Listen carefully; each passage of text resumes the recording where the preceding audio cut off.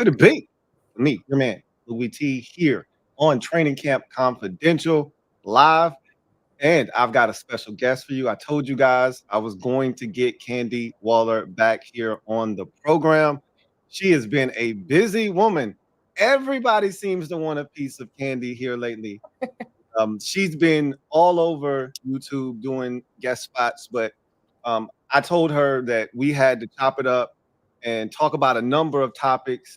Since the last time we've talked, so much has transpired, but we were texting back and forth about a week ago, and Candi, she had a beef with the fan base. I did. So I told her we were going to discuss this before we get to any all related. All right, because we're going to go in sequential order. We're going to go all the way back and kind of get her overall thoughts on training camp thus far. And then we're going to talk about the Patriots joint practice. We'll talk about the Patriots game itself. We'll talk about the burgundy and gold inter-squad scrimmage. We'll talk about the Terry situation. We'll talk about all of those things. This will be all encompassing. But before we get to any football talk, Candi had some uncooked beef with the fan base. I told her I was going to give her an opportunity to throw it on the skillet. Now, she's not the only one. I don't know if y'all, we've been talking about this. John Keim has been real spicy on social media. He had a little, about a 30-second rant on his one of his videos shortly after that. No, John was hot. John was hot about the whole, not out updates. No, Keim was hot. Keim was hot. So, Candi, speak your piece, ma'am. Well, first of all, I was reading some stuff wrong because I almost and good evening, everybody. Yes. I love doing lives. And Louie T said, if we do lives, I don't know what I said. He said, I do legendary. I said, well, Louie, that's the only way I know how to show up. I'm known to have to tone it down. So this is right along my type of time. And so I think I read something wrong because I thought that the implication was that the Patriots reporters had said something, and we were still in the press box at Gillette, and I looked down like, wait, who got something to say? Because if that's the case, you was ready for all the smoke. Hey, Daddy wanted to smoke. We know how to bind together. It was on site. We know how to bind together on the beat if we must. Yes, there may be some differences of opinion on a few topics, but we know how to come together real quick. And so the Commanders beat was about to squad up on the Patriots. The Commanders beat. It was Candi. Candi was, and everybody else was just doing. They with me. We're with each other. So this is how you were the representative for the Commanders beat. I was just walking down there, and sometimes I don't like wearing shoes. Like, I love shoes; they're nice for my outfit. But I had my shoes off in there. I was sitting around, twirling around in the chair, and I started seeing, because we hadn't, I've gone through this before about what it's like to live tweet, and do work. Right, to really understand what's really going on. So I'll get back to that in a moment. But I definitely was like, well, wait a second now. The Patriots reporter said we weren't posting enough. Well, I had already gotten hip to they had gotten somebody wrong. I don't know if they thought Josh was Jaden. Yeah, they did. They thought Josh Johnson was Jaden Daniels. But I knew it was that. It was something else that happened. So I was already like, let's go down here because, listen, I don't have time. Clearly, this is their specialty, but we on a different type of time over here. We're actually trying to understand what we're watching. So once I realized it wasn't the Patriots reporters, it was the Commanders fans, I said, okay, now this is a different type of time. Now let's sit back and relax and watch this. So I'm big on, do you want to be first or do you want to be right? Okay? Because in my line of work, and when you do journalism with integrity, it is more important to be right than first. And sometimes opinions can be taken as facts. Sometimes insights can be, or sometimes a hot take can be taken as an insight. There's different things. But to me, so let me ask you this, and not to cut you off. Sorry. No. The opinions being taken as fact or a hot take taken as insight, isn't that the fault of the person that's receiving the information? Correct. And so we also have understood and understand that sometimes when you say things, this fan base is going to melt. Mm-hmm. Now, what I was trying to, I want to be clear. What you saw Friday, we saw that already. Mm-hmm. Yeah. It's better for you to see it for yourself. Because what I've even learned in these 8 years, and what I learned when I was watching, whether it was games, understanding journalism, understanding the different forms of communication, some of it was right, some of it was wrong. Maybe it could be fixed by Friday. Imagine us sharing what we saw on Wednesday, mm-hmm. and maybe it looked better on Friday, then we're wrong. Mm-hmm. Maybe it's better off that you see it for yourself. Okay. Because I get that. When you don't have anything nice to say, and here was the other thing that we learned. Mm-hmm. We were like, okay, well, everybody's just sitting around waiting for us to tweet so they can do a show. Mm-hmm. Come on, man. We got to do our content too. We have to have our responsibility as well. So by the time we get our analysis and what we have to get, what we're gathering together, it's already been out for hours. You know what I mean? Because we actually have to take notes, do interviews, gather data that way. Then everyone, and that's why I ended up saying later, hey, listen, my colleagues I'm doing mine now. My colleagues have been out all day doing theirs. But sometimes what many of us have learned when it comes to the fan base, it is sometimes when you don't have anything nice to say, don't say anything at all. Because the meltdown is real. And the anxiety is real. And you don't want anybody to panic. Now, I felt better about it because now everybody can see it for themselves. So I don't think you're giving the fans enough credit, because the fans are going to melt down regardless, Candi, whether you're the one delivering the information or they're getting it from somewhere else. And like you said, whether it's right information or not, they're going to react the way that they're going to react. But we still got to make a decision based on the integrity of our reporting. Yes, because I can tell you, because some people have bad practices, mm-hmm. and that was one practice. But by the time you get to the third or fourth practice of the week, there's things that have improved. But then by that time, you're a liar. Oh, you said da da da da da. Come on, man. But see, you got to understand to tell a story effective. Well, and let's also say I do comprehensive reporting, so that's a whole nother bag of tricks, because you got to be able to show the progression. I'll give you another example in terms of how I ask questions. Mm-hmm. Friday night, the linebackers did not do well. Mm-hmm. What did I ask Coach? I asked him what he thought about the performance of the linebackers. I didn't pinpoint one or two, but I knew exactly who I was looking at. Mm-hmm. He gave me an answer, said he had to look back at the tape. One of those linebackers who was picked last year was released. Mm-hmm. That gives you your answer on how the linebackers performed. That's just a choice and how, you know what I mean? But when you understand and what you believe you understand of what the commander's standard is, you see something that is well below the standard, you pick your poison, right? Because at this point, I'm not about to be like the Patriots reporters and this, that, and the third, because I don't care what the Patriots reporters do. Because at this point in time, now the Commanders players are even looking at the Patriots reporters like, y'all don't even know who y'all talking about. These people don't even know who we are. They out here telling whole stories. You got Von Miller out here doing a whole Instagram video. He out here doing videos. So what's it worth? Because we already know we operate with integrity and we already know who we have the relationship with. That's what we got to care about, on top of the fact that y'all about to be heartbroken in 2 days. Just give yourself 48 hours. Because it's I give a lot of credit to the fan base, but I will say it was absolutely unfair to be dragging reporters like that for a practice that was not in the favor of the Washington Commanders.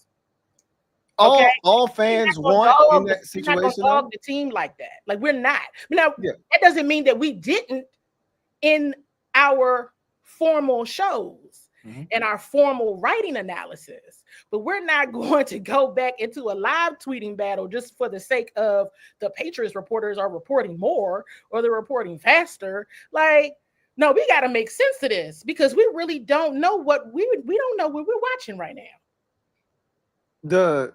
So with that in particular, the Patriots reporters were tweeting out a lot of information because at the end of the day, all the fans want is to know what's going on. Ultimately, now we can decipher what's right and what's wrong. At some point, we'll get all the facts. Like you said, sometimes being first isn't necessarily being right. But and for you guys, it's much more important. And I was saying this because I was literally live. I remember you told me. I said, so that makes sense why you were waiting because you're trying to do a show. I was live. And I totally get what you're saying, and I can pay attention to the comments in the chat. And so I'm like, no, y'all, we having a good conversation that I actually said we should talk about this live. Not that we're going to take up all the time on this topic because we got to talk about training camp because that's what I'm assuming y'all here to talk about. But I understood your issue because you are doing a show, so you had to do your business. So you're like, oh, I had 1,000 people live, so you needed us to do our business of live reporting so that you could do your business of content creation. And totally understand that. The issue wasn't that you guys weren't tweeting out because I literally said during the stream that I understand that, and it was even worse when you realize how the setup was. It was two fields. It was action going, like one snap here, one snap there. It's really a lot to try to consume and then tweet. I wouldn't have been doing it. I said I would have been doing the same thing y'all did. It was just you could see a lot of Commanders fans that were disappointed because we were getting one side of the story. We weren't getting both sides. I mean, if I'm a Patriot beat reporter, I'm not focused on the Commanders. Like you said, I don't even know the name of most of these players. Right. I'm focused on the Patriots aspect of it. So if something happens, I'm telling it from the Patriots perspective. Right. So you can't necessarily know, well, was it a good rep for the Commanders there? Or is he just looking at it from his Patriots lens and describing it to us from that perspective? So, it wasn't a big deal. It really wasn't. It was just funny to see the beat reporters like really up in arms over that whole situation. I couldn't.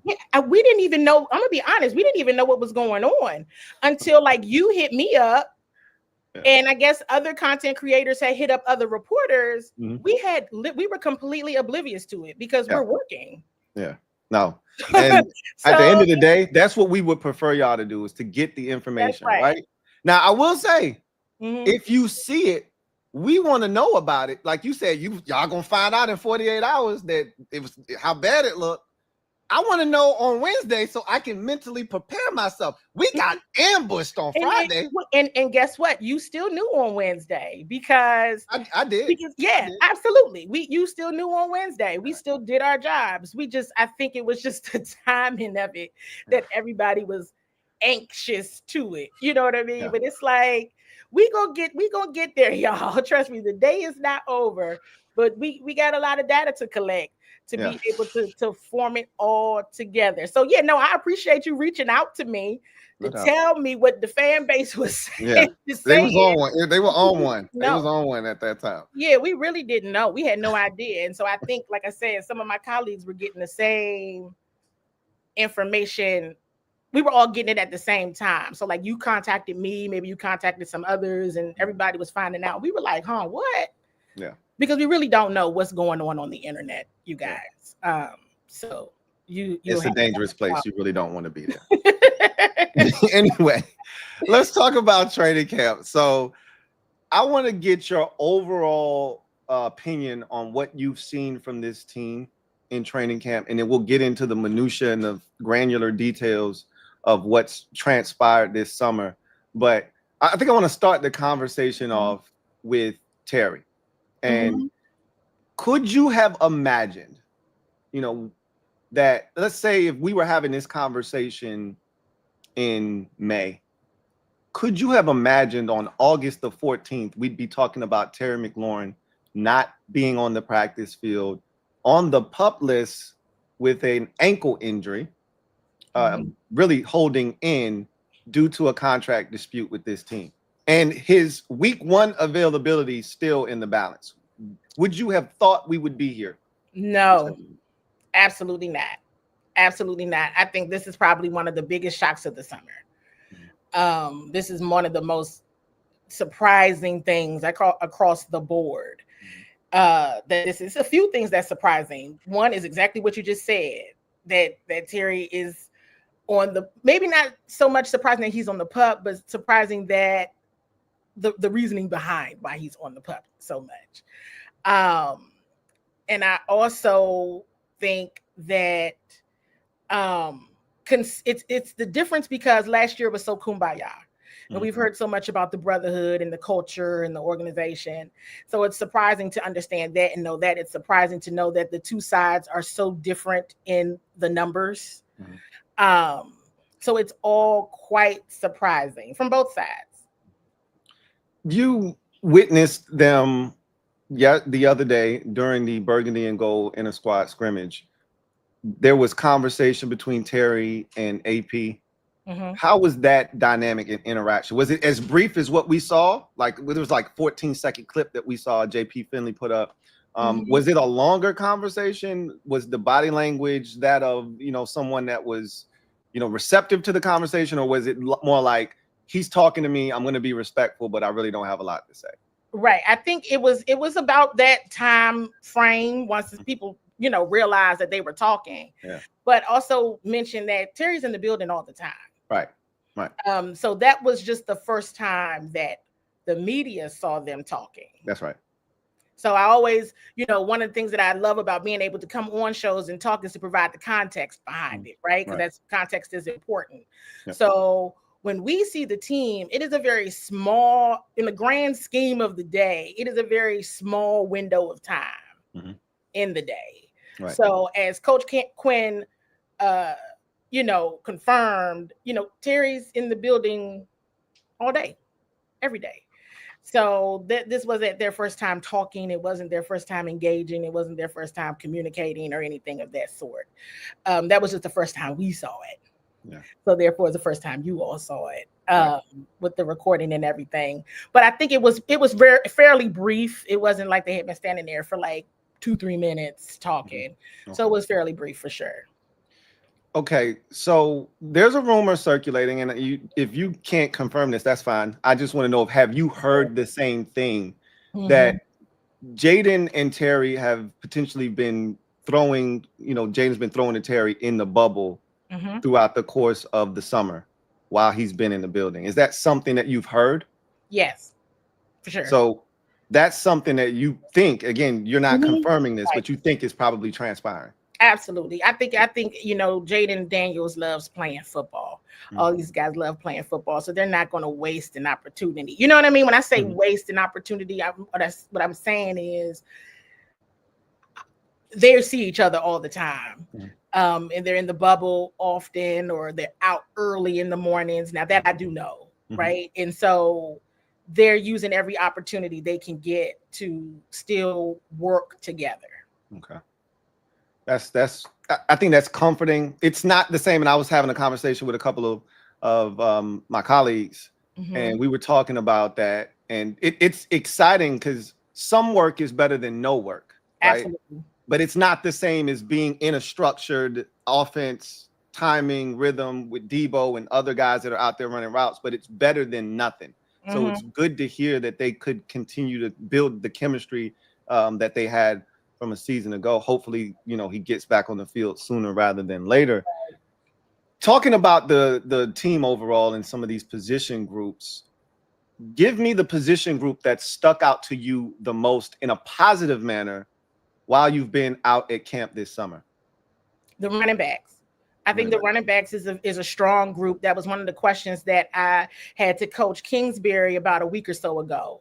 Right, I asked him about the running back room, and the first thing he said was, "Yeah, this group is a group of guys. 6 or 7 of these guys are going to be on an NFL roster." Some people may have thought he said, "Meant this one," and I don't think I took it for what he said was on a NFL roster, and that is very, very real.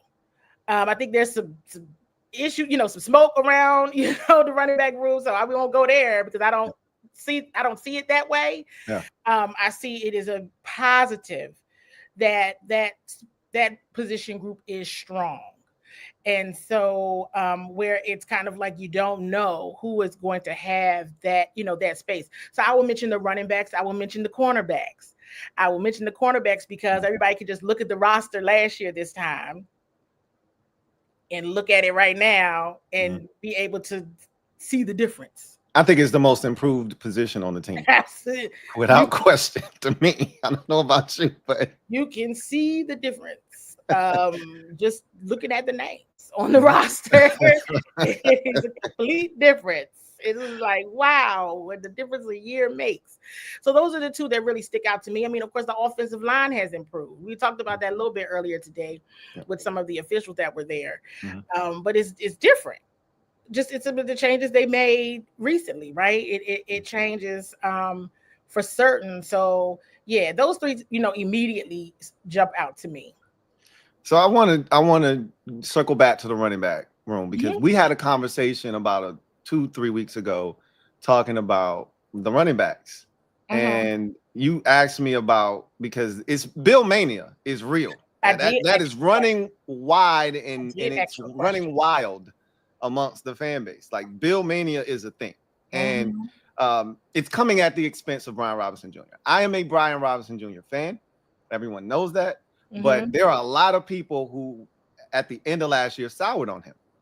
And so you asked me, and we've had conversations about like when things start to percolate amongst the fan base and they start to get bigger and bigger, you're like, where are these things coming from? Where's it coming from? Right. Right.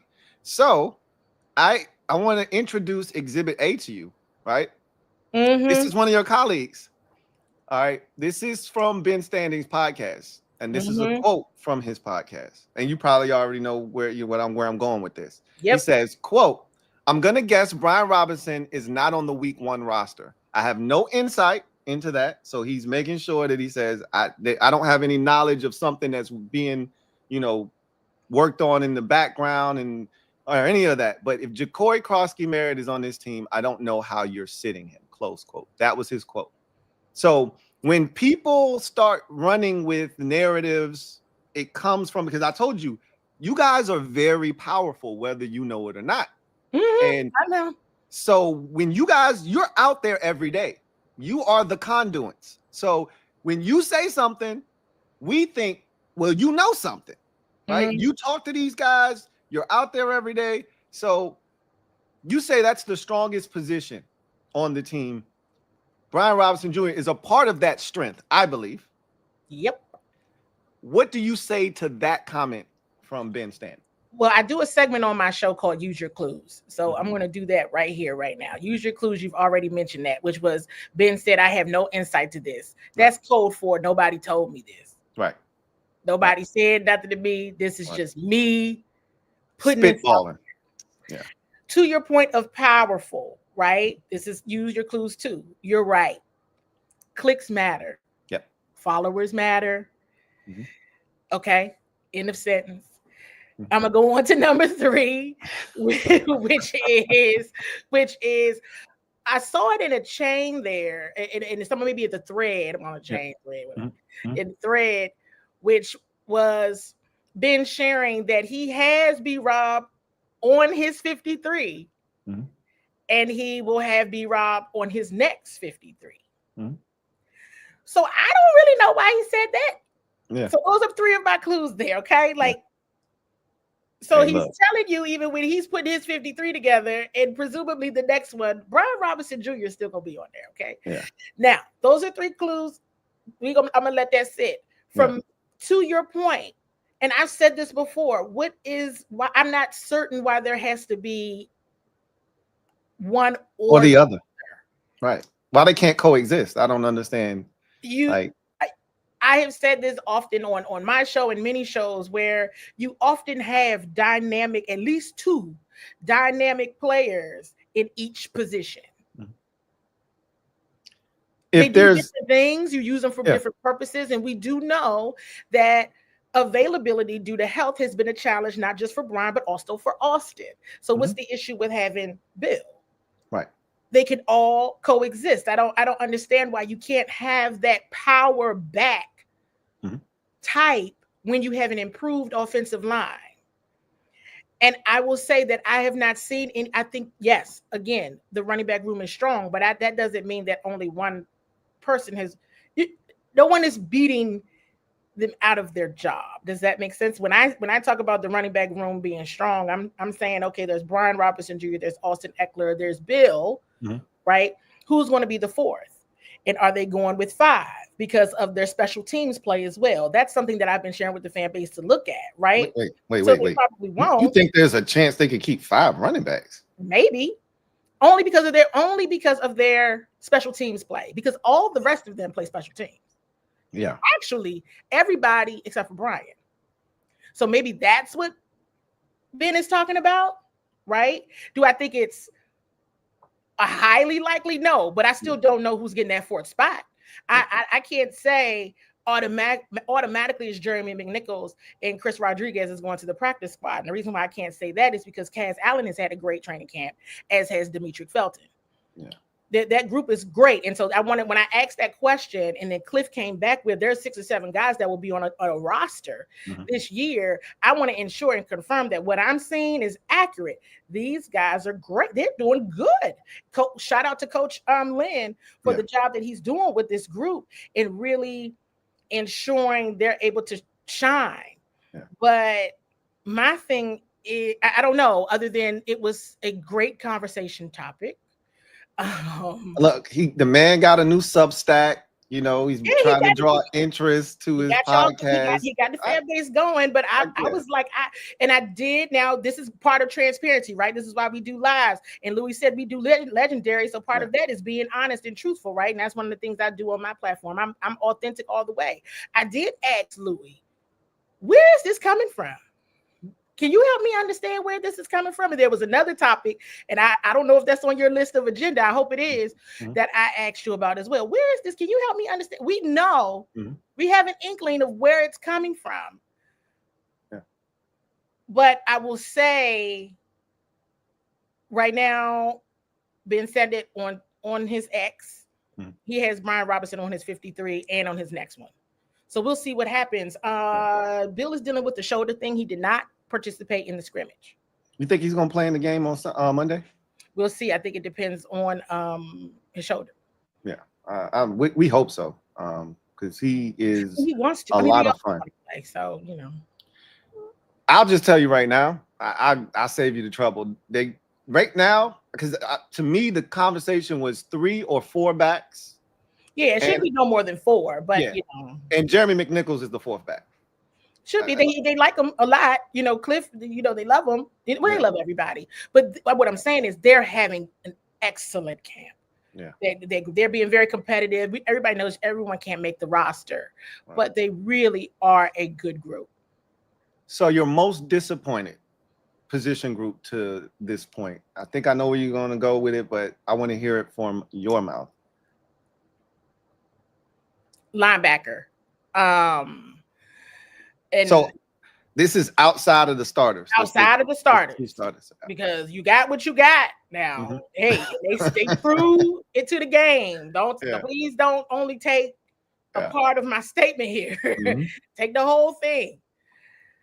And Kane Madrano is all of that and then some. But Jordan McGee has been dealing with the injury, and I've often had high hopes for Jordan and still do, but he's definitely been dealing with injury. As I mentioned at the beginning of the show, Dominique Hampton, who was drafted last year as safety, right? They moved him to linebacker, just didn't work out. So I'm still kind of like, what's going on there? And so because I had high hopes for that group, right? When I'm considering, you know, a healthy Jordan who hasn't been healthy, but I still think it's going to make a huge impact, and excited to see Dominique Hampton and what he could do at the position since they moved him, but now he's been released because he just wasn't a fit. Yeah. I'm like, God dang. Okay. So that's why for that group, that's my answer for that group. And the linebacker position is very, very important to the success of the defense. Okay. So I was wrong. What did I you think thought you were going to go with receiver. That's what everybody thinks. But I already know I'm not surprised. Let me be clear. So that's why from a disappointing perspective, so let me say, I'm disappointed that Terry's not signed yet. Yes, but that I wasn't. So is Jordan McGee's injury is directly tied to your disappointment in the position, I feel like, because you were expecting a lot from him, and him not being out there has led to other guys having to get opportunities, and they just haven't been great. That's right. Okay. The depth part is like, eek. Because you can't, that would have to guarantee a Bobby Wagner, a Frankie Louvu, and now only a Kane Madrano would take like every snap. Yeah. Which is not ideal. Or ideal when you're playing through the second season. They have me wired now talking about what makes sense when you play through February. Yeah. They got you right last year. They got you right last year after we talked about he was like, they talking about the second season. What are they talking about? What are they talking about? Okay, so now I'm gonna follow your lead, and now I'm gonna be like, well, what's going on here? So they went to Foxborough for a joint practice. We talked about the social media side of things, but let's move that aside and talk about the actual play on the field there. From what we were able to gather, from what you guys were able to report after the fact, it sounded like a day where the offense was solid. It wasn't great by any means, but it was solid. They moved the football. They struggled in the red zone a little bit. The receivers struggled to separate, which has been a theme of training camp and really the summer. But ultimately, they were solid. The offensive line was solid. The tackles were pretty good that day. The interior, not so much. But the defense, one of my biggest questions that I want to ask you is, do you think the defense is as good as they've looked throughout the summer, or is that a byproduct of the offense, which the offensive line isn't great right now because of the injuries? They're having to shuffle some things around. And then the receiver position is compromised with no Terry, no Noah Brown. Do you think that the defense is shining because the offense isn't necessarily great? Because when they went to New England, the Patriots moved the ball with great success, scored touchdowns. And then to hear that the Patriots struggled, and again, styles make fights. The Vikings are a really good defensive unit. They struggled in their joint practice with the Vikings today. So is this defense actually as good as advertised in your opinion? Because we're going to find out Monday. I was begging Joe Burrow and the ones to play. They're going to play significant snaps. So we're going to see Joe Burrow, Jamar Chase, T. Higgins, and company out there. And we're going to find out if this defensive line that's been really good all summer, the secondary that people are lauding and praising, which I actually think the secondary is going to be fantastic this season, specifically the cornerbacks. The safeties, jury's still out for me. But the corners, I am sold on them. And we're going to find out a lot. What's your opinion on this defense as a whole? And then we can circle it back and kind of fold it into the joint practice. I'll start with the burgundy and gold scrimmage, right? Because to your point, the burgundy team, which everybody knows now, was first team offense. Right. The first team offense as a whole struggled for all the reasons that you just mentioned. But what I will say is, clearly the defense watched the film from last Wednesday, because I did see a difference there, even against this offense, playing against each other. I definitely saw a difference, and I said, okay, somebody took that evaluation from last Wednesday seriously, and needed to, for sure. Now I think it still remains to be seen if it's real or not, because they've for certain made improvements on the defensive line. They've made improvements with the cornerbacks. And so we'll see what that bump looks like. Again, going back to depending on who all plays. Right. Because now I'm not certain if all of the starters are playing on Monday. They were supposed to last week. That was, they were supposed to. Now it's back to some starters may play. So we'll see how that goes, or maybe the sum is just around the fact that people are nicked up right now. That's right. That's what I took it as. Maybe that's what it is. Like, hey, if you nicked up, we're not going out here. Right. You're not absolutely. Going out here. But the reps are for sure needed. Yes. For certain, they're needed. And again, they could. It makes it look. Even with the Patriots joint practice, a play had to be made. Like someone had to make a play. So like guys weren't just running open, is what you're saying? Well, they kind of were, but Bobby Wagner had to make a play on defense in order for Mikey Sainristil to get that interception. Right. His pass breakup, tipped the ball in the air, Mikey caught it. Yeah. Okay. And so it was like somebody had to do something. And I think I might have, even tweeted that, like, thank God, because this is like, because it was a rough day. It was a rough day up until that point for the ones. It was a rough day over on that side of the field for the ones. Right. Could have been worse too, because I know Travion Henderson dropped a touchdown on a wheel route on Bobby. Yeah, on Bobby. Right. It was, from a running back perspective, you look at the coverage from the linebackers to the running backs. It's one of the things that I look at. I look at the coverage with the tight ends when you talk about the linebackers and the safeties, because we need to see what happens there. Tyler Owens has been out, so not sure what that really means. Right. But Will Harris is there now. News, not Jeremy Chin. So it's and one of the other things I want to go back to this context too, but you may have already talked about this on your show. The coaches talk about what to work on. So it's not like the things that we all watch are the things that they're actually good at, right? These are areas where they need to improve. That's how they kind of set up practice. What do you need to work on? Here's what we need to work on. Here's what we need to work on. Okay, this is how the day is going to go. If ever they needed to work on that, talking to first team defense, then hey, that was proven against the Patriots. And it doesn't make you feel good because it's still like, whoa. Okay, but and then it's the shock of special teams as well, which I don't know if that's on your agenda. We can get to that also. Yeah. But Monday will tell the story of where they are for real, because playing against your teammates isn't the same really as playing against another team. Now they came up with all the juice. They had all the smoke with them. The gold team did. They really, really did. They had all the energy. They were not treating it like these are my teammates. Right. They were treating it like. I saw your tweets about them getting amped and Jaden walking over there and trying to bust up their. They was getting amped and hyped. So here we go. The tweet. Walking all over here into their business, sir. Right. But the gold team had all the juice on Tuesday for sure. But it remains to be seen, because I think that's the outline question. Again, I saw a difference, and I do think they took that evaluation from joint practice very seriously, which they needed to.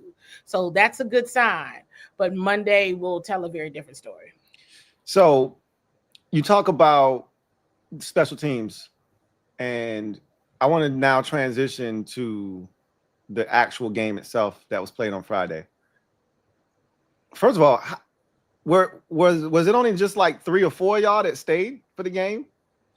Who was still there for the game? Myself, Donna Hopkins. I'm about to say Auntie Donna was there, because she circled back about 4 times. She came back for seconds and thirds. She asked about 3-4 questions. I was sitting there because I went in the hallway after I didn't ask Josh Johnson any questions. Yeah. The two big ones I had for Coach were the penalties, because like I said to him, we know how you are, and he shook his head. He was pissed. But I mean, all you got to do again, use your clues. Did you see that man's face? Did you see? He was hot. He was. He could. He was. Himself. I ain't seen him that mad since ever. The Tampa Bay game. Tampa Bay. We were trying to figure that out, and we said week 1, but I went back and looked at week 1's presser, and I was just like, no, I think he might have been more upset. Yeah, and there's a chance. I think he was more disappointed in week 1. He was definitely upset, but he was more disappointed because he thought they were going to be better prepared. Absolutely. He was pissed. Yeah, he was upset. He was pissed after the Friday game. Like, oh, he was very, yeah, he was. That wasn't a standard at all for him. What was the biggest surprise for you? Special teams, Yeah, and the penalties, special teams and the penalties, because at this point, it's not so much about play calling and scheming. It's absolutely, like Coach said, it's about the identity and the play style. And part of that identity is discipline, focus, effort. That was not there. Jeremy Reeves, the standard. I give it to him. Jeremy Reeves. Johnny Newton, the standard. Right? There were other moments throughout the game, but in terms of the standard, which is consistency, is that as well. Only those two players, in my opinion, held to the standard. And so that was troubling for many different reasons, of course.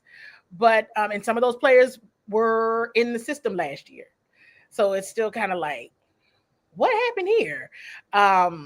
But special teams now, hey, you that 100-yarder, I just don't think they recovered from it.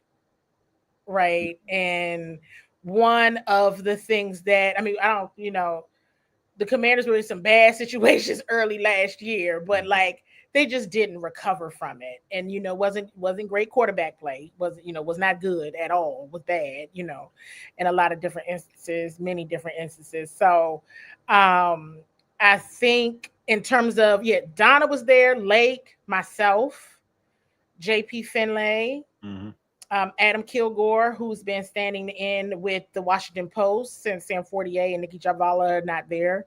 Well, Sam Fortier is still with the Post, but he's in a different role. Right. David Harrison was there as well. So I know it wasn't a lot of y'all. And then Zach Selby, who's with the team, right, was there. So yeah, we were there. We many more people were at practice. And then they had to leave for various reasons before the game. So we were the ones that were still there on site for the game. So then you talked about the scrimmage and, that the defense improved. That's actually great to hear, that they didn't just dominate the offense doing the things that they had done. They made adjustments, because I heard that from John Common as well, that they had different coverages, different looks. They did things differently in that game. But it was also quite troubling that when you look at the starters for the Burgundy team at receiver, it was Jalen Lane, Luke McCaffrey, and Deebo Samuel. And that's not a winning recipe. So the question is, have you seen growth from some of these second-year guys, Luke McCaffrey, Ben Sinnott, and some of these guys that they may have to rely on in year 2 with this offense?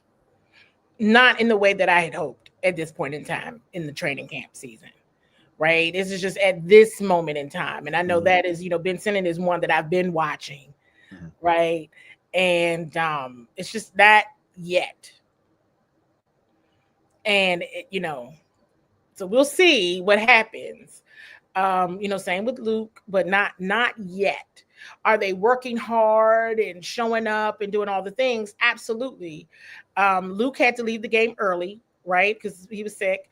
But I think that, that would have been a ideal moment for Ben Sinnott on Friday. And it just wasn't working out, between quarterback play and all the things. It just wasn't working out at all. Where it was just somebody that wowed. And the second year players from this organization's draft class is one that I've been looking at, right? This goes back to Jordan McGee, Javonte Jean-Baptiste, who's been dealing with an injury, right? Now Dominic Hampton has been released, right? Then you got Ben Sinnott, Luke McCaffrey, and I'm like, okay, what's the next step look like? That was one of my early on questions for Coach Quinn. Right, I think you and I talked about that. What's the next step for some of these guys? And we haven't seen it yet. So as you dive into the position groups, I think for me, the whole summer, it was always 6 receivers, 6 receivers, 6 receivers. I'm at the point now, because it was 6 receivers versus 4 tight ends versus 4 running backs. You can't have all of those. Can't be 6, 4, and 4. someone's got to have the fat trimmed off. They were 4 tight ends last year. They love Colson Yankoff. He's on every single special teams unit. I don't know if they're going to cut him or not. It doesn't feel like he's a guy that's going to get cut. So it feels like it's 4 tight ends. So then the question is 6 receivers or 4 running backs.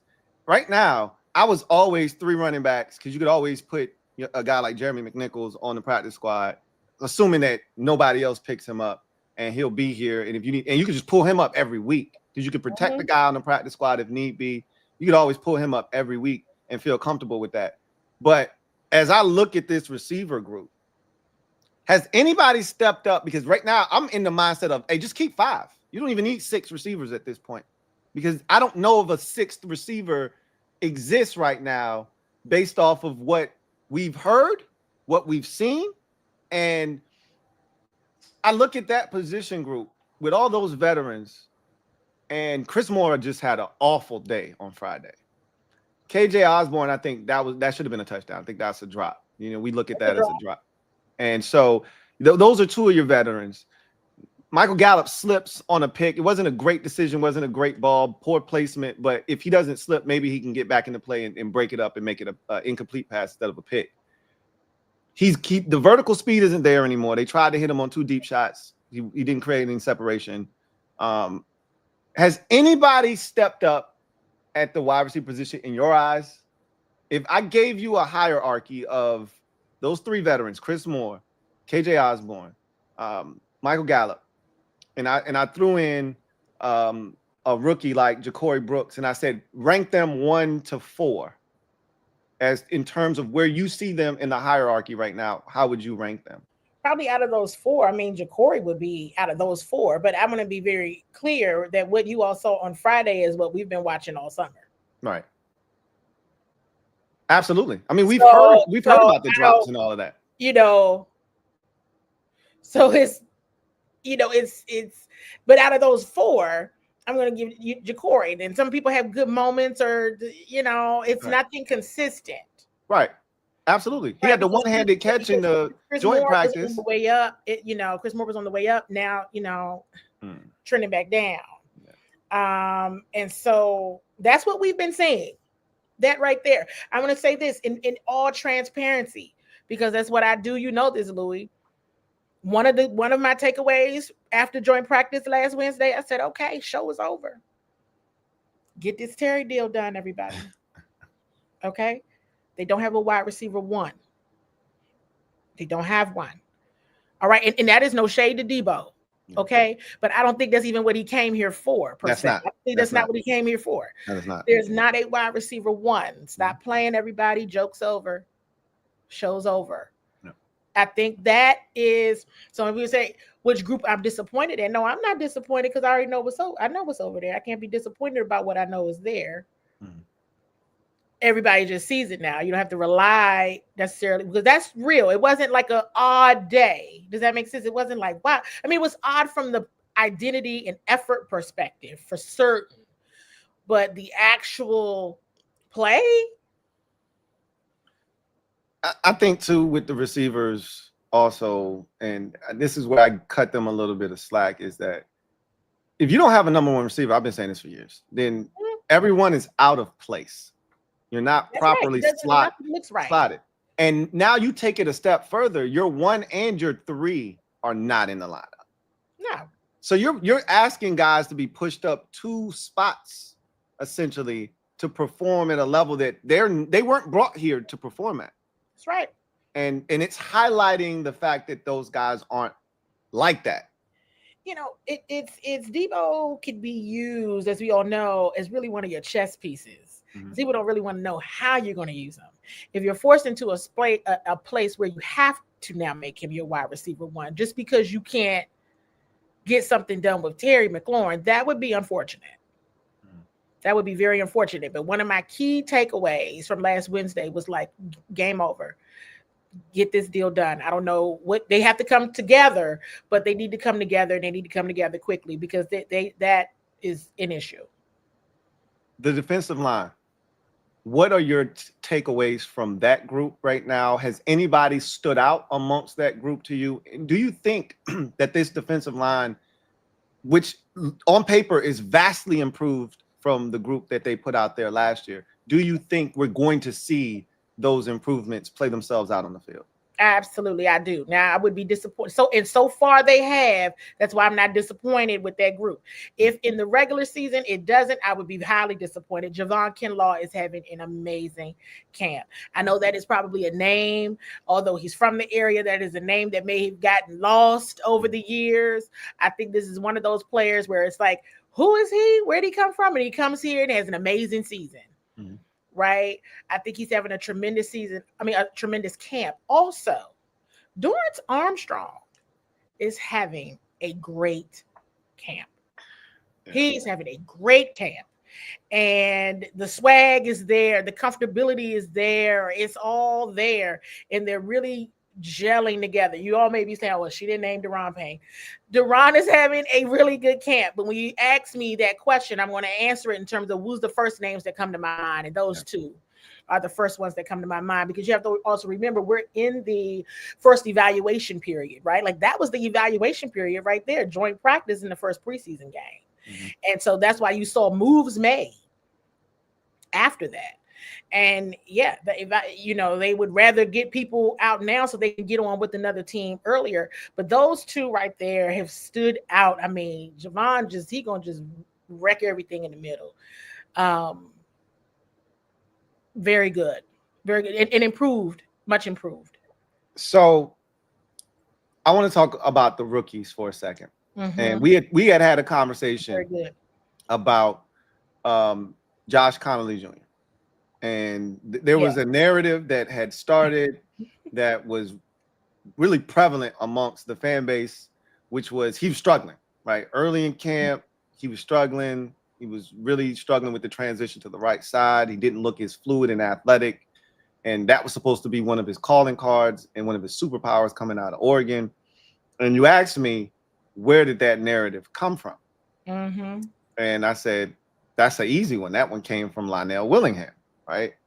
I was like, he basically early on in camp came out and, almost every day, like, the rookie is struggling. He's not moving his feet. The one thing I thought he was going to be able to do was be an athlete. He struggled with that. Now he's come back and said that he's playing better, et cetera, et cetera. But, out of the gates, that's where that narrative came from. He's gotten much better. And it was funny to listen to him talk. Josh Connolly Jr. I'm referring to, because he talked about some of the adjustments. These are the things fans don't think about. They don't take these things into consideration. But he was like, this is my first time away from home, right? I'm a family-oriented guy, and my family's not near me. He said, I'm not used to practicing in the morning. He said, I thank coach for this, though, because it's a lot cooler in the morning than it is in the afternoon. But I've been practicing in the afternoon all my life, basically. Especially in college, not to mention the time difference in the time zone. So his body at 9 o'clock in the morning, his body thinks it's 6 o'clock. Like he's still training his body to know, hey, you're not on the West Coast no more. So these are all things he talked about having to adjust. And then, oh, by the way, I got to move from the left side to the right side. So now I got to flip everything. Right. So it took a little while for him to make that switch, because in the spring ain't for the offensive lineman. You know what I mean? Right. You really don't get the work you need as an offensive lineman until you get to training camp. Mm-hmm. So him making that switch, you can work on all the positional drills and all the hand placement and footwork you want, but now you're getting live reps out here. It's different. And so he had to make that adjustment. And I think it took him a little while, but I think he's playing a lot better. I still think his hand placement can be better. I thought his hand placement was up and down in the first game against the Patriots, but ultimately, I thought he did a really good job there. Mm-hmm. You could tell that one time there was a TE game that the Patriots ran, and he's working next to Tyree Phillips. I don't know how many reps he's taking next to Tyree Phillips, but clearly they didn't pass that off well, right? And so I was really impressed with him in the run game. I thought he did a hell of a job in the run game. And so I like what I'm seeing from him, because ultimately there are a lot of fans that thought that they would do the whole platooning thing. And I told them last year that wasn't the plan. The plan was for Brandon Coleman to be the starting left tackle at the beginning of the season. And what ultimately happened was he got injured and that led to them doing the platooning thing. DQ already said that wasn't the plan last year. They kind of fell into that. That's not what the plan is necessarily this year. And I think the Coleman injury, which forced Wiley to go inside and forced Josh Connolly Jr. to be at right tackle in the scrimmage, or rather the joint practice, could be a sign of things to come, that they may be willing to push him out there and see what he can do. I'm anxious to see where he is on Monday, because I feel 100% confident that the starters are going to be out there Monday. They're going to put their starting offensive line on whoever's healthy. And I wonder if, because we know Coleman's not going to play, more likely than, I shouldn't say we know, more likely than not, Brandon Coleman won't participate on Monday. And with that said, are they going to do the same thing they did in the joint practice, where they move Wiley over to left guard, put Connolly Jr. at right tackle, and let's just see what happens? Yeah, I mean, that was something we had thought that, where did that come from on Josh Connolly Jr. And I was confirming, like, is this, where'd it come from? Yeah. You said who it came from, and I was just like, yeah, it's not true. Yeah. And you have to, one of the things that I think I shared with you is, I kind of liven in and really get into it at a certain points, right? You really can't get into things until pads are on, right? You could go by what you're seeing and what you're watching, what people are telling you, what you're hearing, all that. That's great. But pads come on, and then when did I tell you? I said, I'm going to know what's up come joint practice. Right. I said that.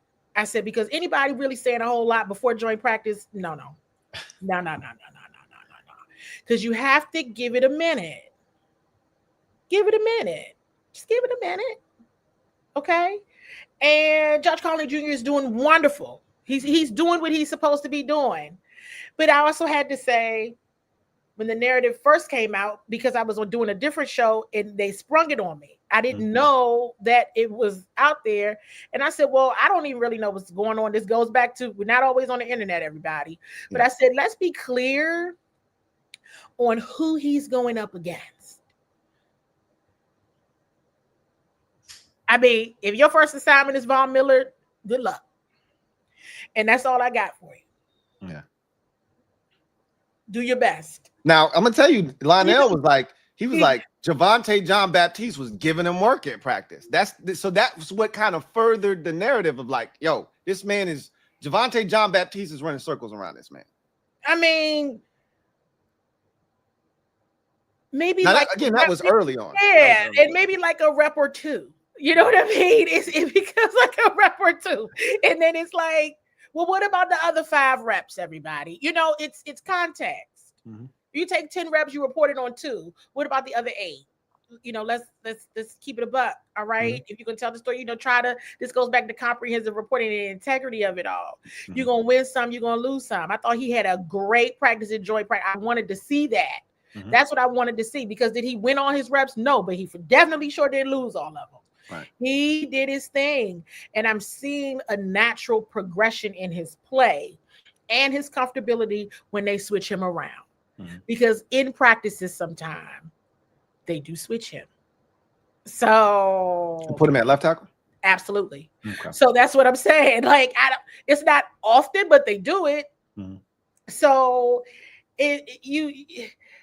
all of those things, West Coast kid, family-oriented kid, the time difference is a thing. It is an adjustment. He's been on the West Coast. He's been in that area his whole entire life, but he is adjusting, I think, and he's learning. He's a sponge. The attitude is there, but you can tell, all of these guys have such high standards for their performance. And so they take it very seriously, and they're doing all they can to get better. So I think he's going to win some, he's going to lose some, and at some point it's going to get to, he's going to win more than he loses. I remember at this point last year, to your point, nobody knew that Brandon Coleman was going to be the left tackle, and Brandon Coleman, he did his thing last year. It's not even typically his role. We've seen them now do that with this regime. So I would not be worried. I wouldn't be worried. You think he starts at right tackle on Monday night? He could. Who's hurt now? I mean, the offensive line is what it is. It's Brandon Coleman and Brandon Coleman. I'm not there. He shouldn't, in my opinion. But I don't think he'll be out there. But he might or not. You know, they might do Nick and Andrew. Andrew might start. Yeah, you gotta give me an answer. You gotta pick a side. What you think gonna happen? He gonna start at right tackle or no? Andrew probably start. You think Andrew? Who plays right guard or left guard? Excuse me. That would be a good question because who's been over there? I don't know. Ask me tomorrow. Okay. I'll text you. Text me tomorrow. I'll tell you. Because I have kids on tomorrow. Today was very light. Yeah, it was like they were in the bubble. Was that your first time in the bubble? Was that your first time in the bubble? Oh, well, for practice, yeah. Well, since they redid it, yes. They redid it. It looks the same to me, but yeah. I guess. Yeah, some people were making a big deal out of it, posting pictures and whatnot. I was like, it looked the same to me, but I haven't been in there, so I can't say y'all would be able to tell me better than I would be able to say. But Trey Amos, what have you seen from him all summer? What have you seen from him in the joint practice, the game on Friday, and then ultimately the burgundy and gold scrimmage? One thing Joey Jr. said in his press conference was like, I think it was one day, and I think maybe it was Nikki's question, and she was like, Trey had a good practice today, and he was like, Trey got a good practice every day. Every day. Every single day. Now, I'm going to tell you now, that joint practice, everybody was eyes wide open with the joint practice. And that was one of the things that I think I reposted from Donna when Trey mentioned it. He said it's the speed of the game. I got to get used to the different speeds of the game. That was a recurring theme amongst a few of the rookies, right? Between Trey Amos, Bill said the same thing, and Josh Connolly Jr. said the same thing. That speed is different when you're not playing your teammates. Because as Trey Amos shared, first play out the gate, they went right on his way. Because they was probably like, everybody want to hype up this rookie. Watch this. Ooh. Okay, welcome to the NFL, Trey. I guess I sure will. It happens, But I think every rep is an opportunity to get better, and he's in position, he's in coverage, he's doing what he's supposed to do. But we also, and I share this a lot of times too, you can't always expect the receiver not to catch the football. That's unrealistic, right? But that speed of the game and the overall release from the line of scrimmage will get you, right? It's different. And so I think he recognized that because I don't think he had a bad joint practice. It was a welcome to the NFL joint practice. And he caught on. Yeah. He caught on as practice went on, is what I'll say. He caught on as practice went on. And so I think he's going to be excellent. Yeah. He has definitely been a joy to cover. All of them are. One of the things you got to really think about, they only had 5 draft picks and they really wanted to go with these 5. They're confident in these 5. And I can absolutely see why. All of them studs. Yeah. I think this is going to be a really good draft class. And what's crazy with Amos is literally what you just said. He was asked about this after the Friday preseason game. And they asked him, how was the speed of the game in the preseason game? And he was like, you know what? The joint practice speed of the game was what really got me right. That was the one that I really felt like a big difference. Oh, yeah. He said the game, they was playing at my speed. Yep. On Friday. Yep. Yeah, that joint practice, joint practice woke him up. Yeah, that one got him. That one got him right. It did, and as I said, I think I reposted. If you hadn't checked it out on my X page, I think I reposted Donna. She had it, and I reposted hers, and so I didn't even know they had talked to him after the game. To be honest with you, who knows where I was? I dropped something. That's why I'm like, oh, but yes, and I had no idea that he said that again. But that joint practice, that got, but. I like that because, again, that confirms what I saw. Hey, y'all want to talk about this rookie? We got time for the rookie. Banged. Yeah. Ooh. And I said that. I looked at Lake and Donna. I said, ooh, they went at Trey first. We got to stop talking about Trey, y'all, because now people going to do it on purpose. Yeah. He want the smoke though. After that, I was like, "Ooh, maybe we got to be quiet about. We got to start being quiet about the assets because, I had to say, oh man, but he knew what time it was. He knew what that meant. Yeah. He caught on real quick, and so I am glad that he acknowledged that because he had time then on Friday. He knew what it was. They're learning, and now is when you want them to learn. You want the kinks in the learning and the bad spots to happen now. And that's the part I asked Coach the other day about, when people say it's just preseason. And I asked him, what's your opinion? What are your thoughts on the preseason? And that's when he said we could talk about this for a long time, Candi. And I know we could, because the preseason gets written off. Now, true, good thing the wins and the losses don't matter. But this development period and this working through the kinks period is humongous. Yeah. So be glad that they have it. Be glad it doesn't count right now. Oh, trust me. Well, look, I mean, if 5 was out there, Friday doesn't happen. But ultimately, that's what the preseason is for. I think for a while, for the last couple of years, the preseason became somewhat of like this. Right. Can we just get through this to get to the regular season? I think teams are now taking preseason more seriously and utilizing it for what it's really worth. Joint practices have kind of been the new rage around the league, where you just don't worry about the game. We can get this kind of work with the opposition where it's controlled and we get to set up different situations. But you can't replicate an actual game. Nope. And so I think teams are starting to see that. There were so many teams that played their starters in week 1 of the preseason, which it hadn't happened in the last 5 years. Jalen Lane, what have you seen from him? 4th round pick. Growth. A kid who really wants to succeed. A kid who really wants to excel. Speed. Looking forward to what's more to come from Jalen. Because I do think he's going to be the main returner. And going back to special teams, this is an area where I'm seeing across the league, teams are getting better at and really locking in their return specialists and their return role. And I know for years that has been like another recurring cycle of who's the returner, who's the return specialist, who's that person for the Washington Commanders. And I think it definitely will absolutely be Jalen. And he'll make some noise in that role. So, we'll see. So have you seen any growth from him as a receiver? I think he's going to be dynamic. I want to see this defense get stops. So because they really didn't get stops against New England. So he didn't get a lot of opportunities. He didn't get a lot of opportunities at all. So hopefully against Cincinnati, he gets some opportunities to see what he can do. Have you seen growth from him though, as a receiver?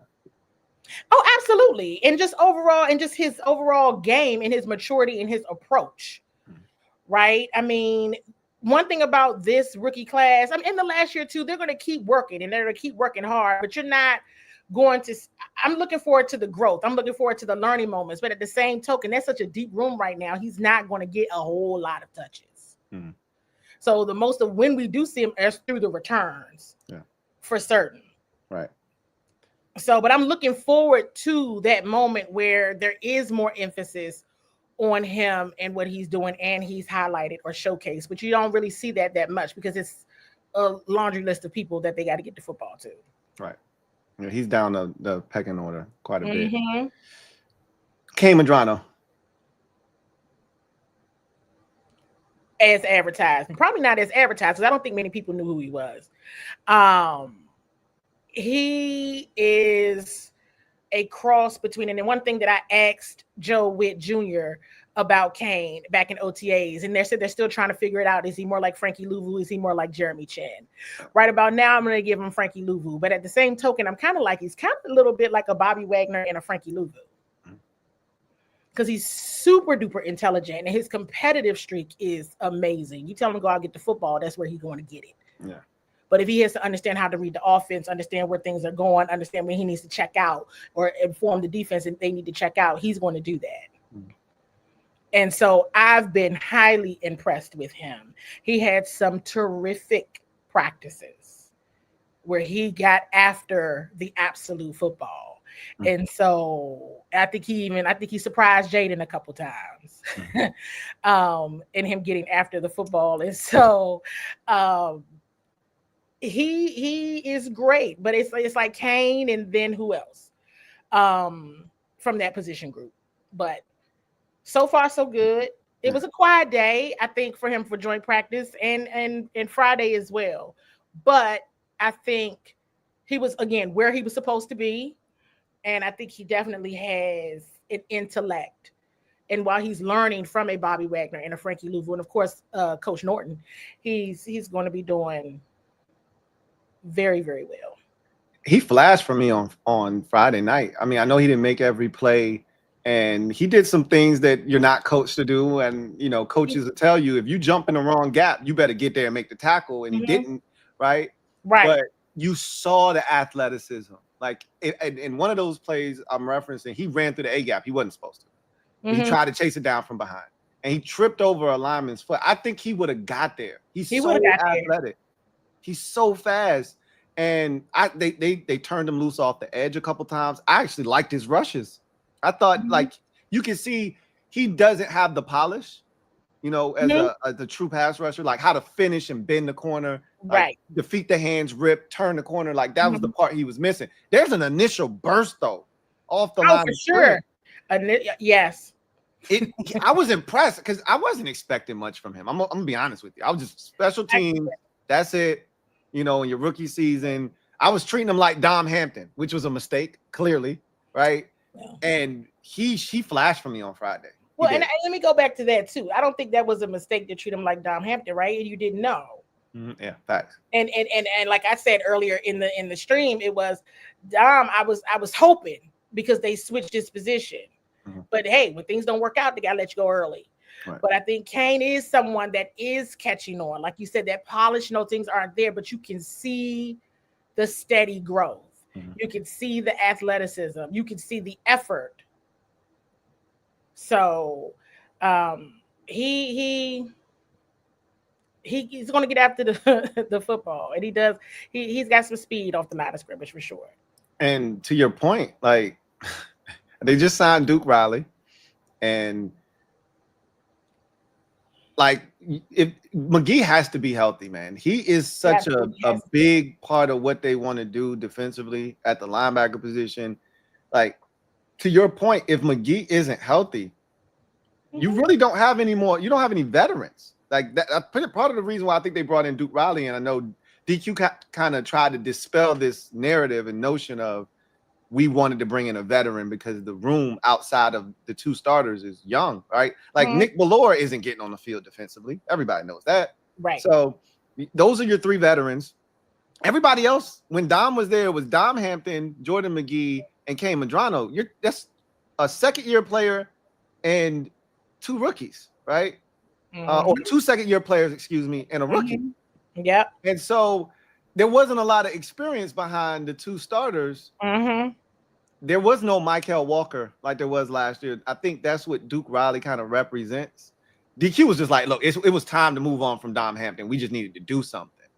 But I think he also wants somebody with some veteran experience back there too. So we'll see. Well, I mean, again, this goes back to I do a segment called Use Your Clues. I was watching that position group. They didn't perform well. Yeah. Dummingham did not perform well. He's not somebody who was having a good camp either. That was one of the things that I've been talking about on my show. Or saying, you know, when people ask me, I'm like, hey, I got to see the trend upwards, and it's not even like consistent. It's not working based on what I know the standard to be. So that's why I asked the question, how do you think how the linebackers look? As soon as coach said he didn't, you know, there's some competition there. He didn't see all that he had liked. And then you saw a release. Yeah. And then when you saw how many players they brought in, again, use your clues. They brought in 7 linebackers. 7. And then I saw someone commented on one of my posts and said, oh, these are just camp bodies. Oh, no. You don't need to bring in 7 linebackers to be a camp body. There's an issue there.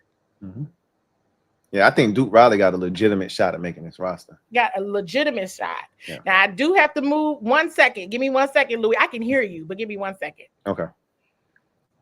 So we're about to get into the comment section here in a little bit. I do want to ask Candi about a couple of things. I want to ask her about Bill, since we're going through the whole draft class. And then I want to ask her about Will Harris. We really haven't heard his name a ton this summer. It doesn't sound like anything's going wrong there per se, but you still want to hear guys making plays. He just seems like he's a part of the defense. He's not standing out in any way, shape, or form. At least that's what I'm gathering based off of, what we've heard or not heard about him. So I'm going to ask you about him in a second, but let's stick with the draft class and finish them up with Bill. What's your take on him?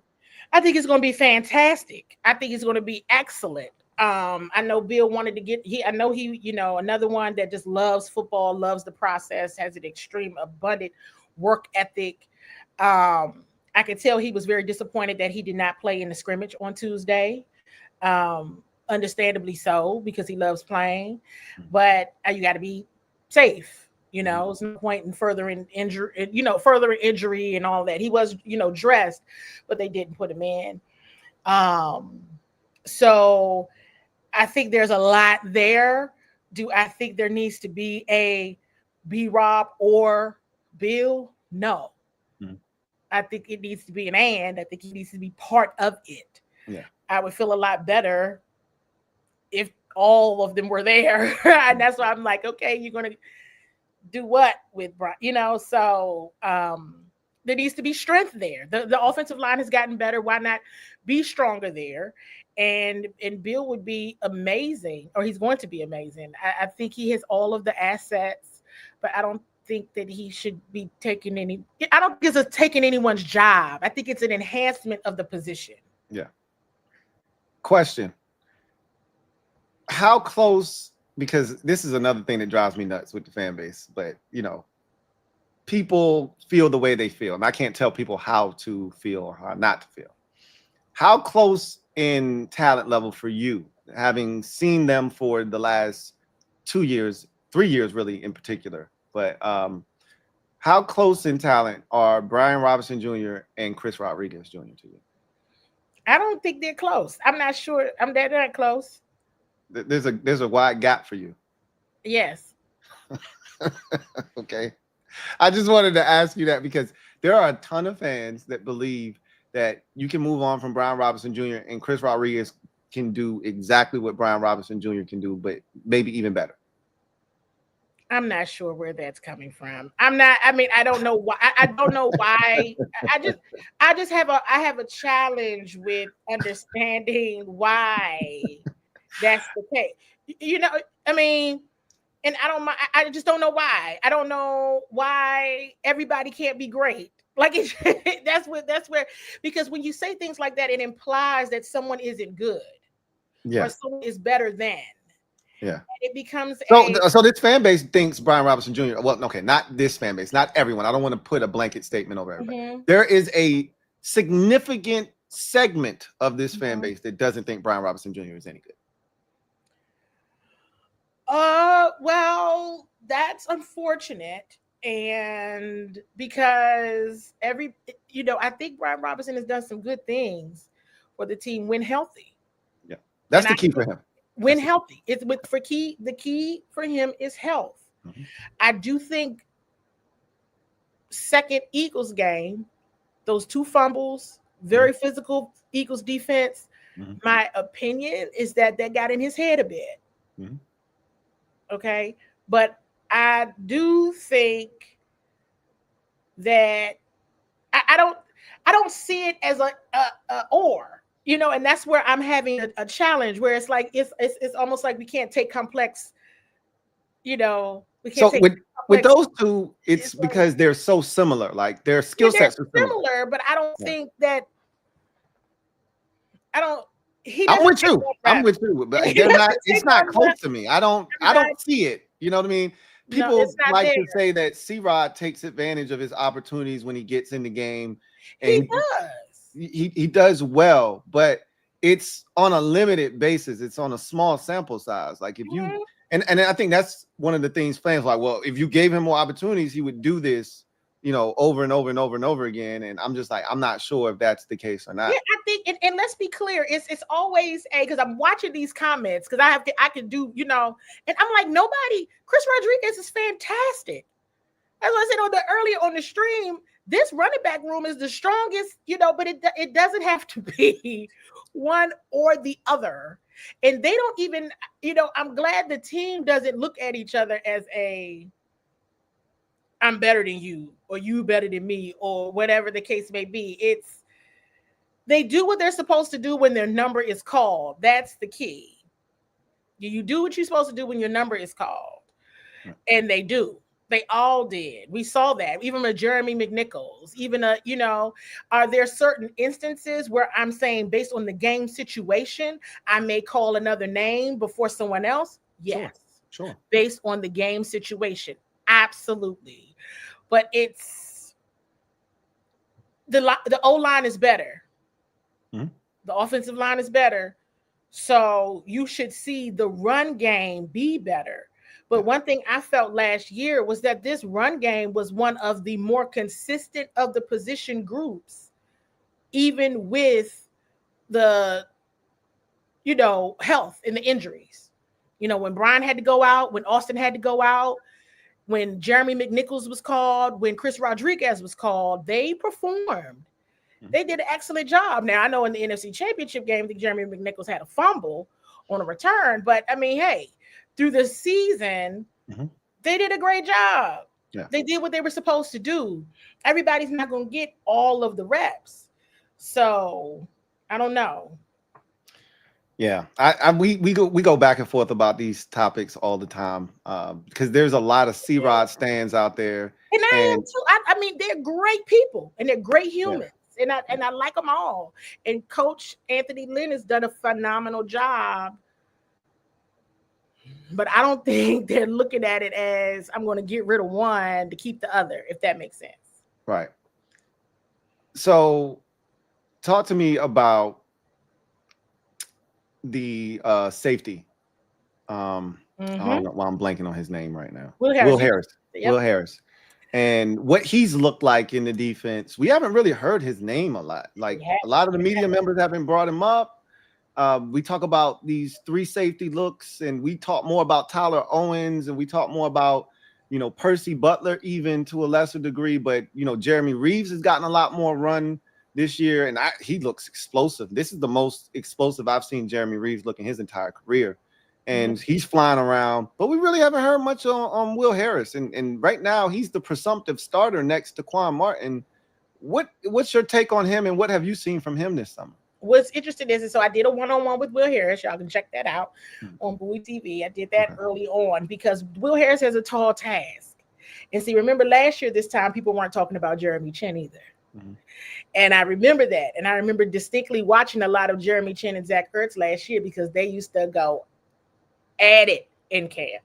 And I used to always be shocked. Like, nobody's watching the safety and the tight ends just like it was, and they, and later on, I think after that Falcons game, Zach Ertz mentioned how Jeremy Chin made him better. And I remember at the end of the season, I was talking to Jeremy Chin, and we, and it's on the Bowie TV channel, and he said, I know Zach was like my arch nemesis during training camp. I mean, they used to, it was like, oh my gosh. But so Will isn't that guy. Right. But he has a tall task in filling those shoes. I think Will Harris is great in coverage, but it's still like Zach Ertz is having an incredible camp, everybody. I said this back at OTAs. He looked week 1 ready in May. Yeah. He is incredible. Feels like he's found the fountain of youth, man. Oh, he loves it. He loves it. It is a joy to cover him. And him and Jaden have such a great rapport too. Yeah, but Jaden, yes, Jaden get along with everybody, but yes, but I think we'll see a bit more of the growth with Will Harris getting used to he loves it here. But you're right. There's not a lot of talk about Will Harris, but he is the Washington Commander. But I also remember last year, this time, nobody was really talking about Jeremy Chin either. And I think it's because, as we all may default to the names that we know. Mm-hmm. Now, to go back to Jeremy Reeves, because Coach Witt shared with us back in May, they got to understand that that's our special teams ace. We got to find a way to get him more involved with the defense. And you're seeing that. Yeah. Now, Tyler Owens is a player that last summer, he was the one who every single opportunity he had, he took it. Mm-hmm. Haven't really seen moments, but haven't seen some of that consistency and joint practice. You definitely didn't see it Friday. Friday, absolutely. Right? And it's crazy. Yeah. It's crazy you bring that up because I talked about that with Joe Witt Jr. and I was one of the people that was very dismissive of that comment because I've watched Jeremy Reeves' entire career here. And I also remember Coach Witt saying the exact same thing about a certain safety last year named Derek Forrest multiple times. We got to find a way to get him on the field defensively. And he really did it. Yeah, it's a lot different. It's a lot different. Yeah. Right? That was talk. That was because right. That was all talk. So I thought it was that again. That's not what that is. No, that's not what that is. That's not facts. So clearly Revo plays the way that they want to play, right? With that reckless abandon, right? Where he's flying around the field. And look, I ain't trying to hit teammates, but if you're in the way, you can catch some of this too, right? Like Friday, he was hitting anything that moved. Yep. Even if you had the same color uniform on, if you was in the way, sorry. I'm you know what I'm saying? I'm sorry. I'm gonna say sorry in advance, but I'm gonna go ahead and just I'm like a bowling ball. I'm gonna knock everything down. Yep. And that's what they want. That's what I'm used to seeing from a Dan Quinn coach defense. Is dudes just flying around. That's what they did in Dallas. That's what they did in Atlanta. Even if they weren't the best defenses in Atlanta, they flew around and they hit people. Right. And that's what I'm waiting for this defense to look like. And Revo is the embodiment of that. That's right. That's right. I mean, he I was sharing earlier in the stream, he was the standard. Yeah. Then Johnny Newton. But Revo, because he was out there more than Johnny was, right? He had a lot of playing time out there. Right. Revo was the standard. You want everybody out there to be the standard, but he was it. But and also let's always remember, you all, he was one of the postseason captains. Yep.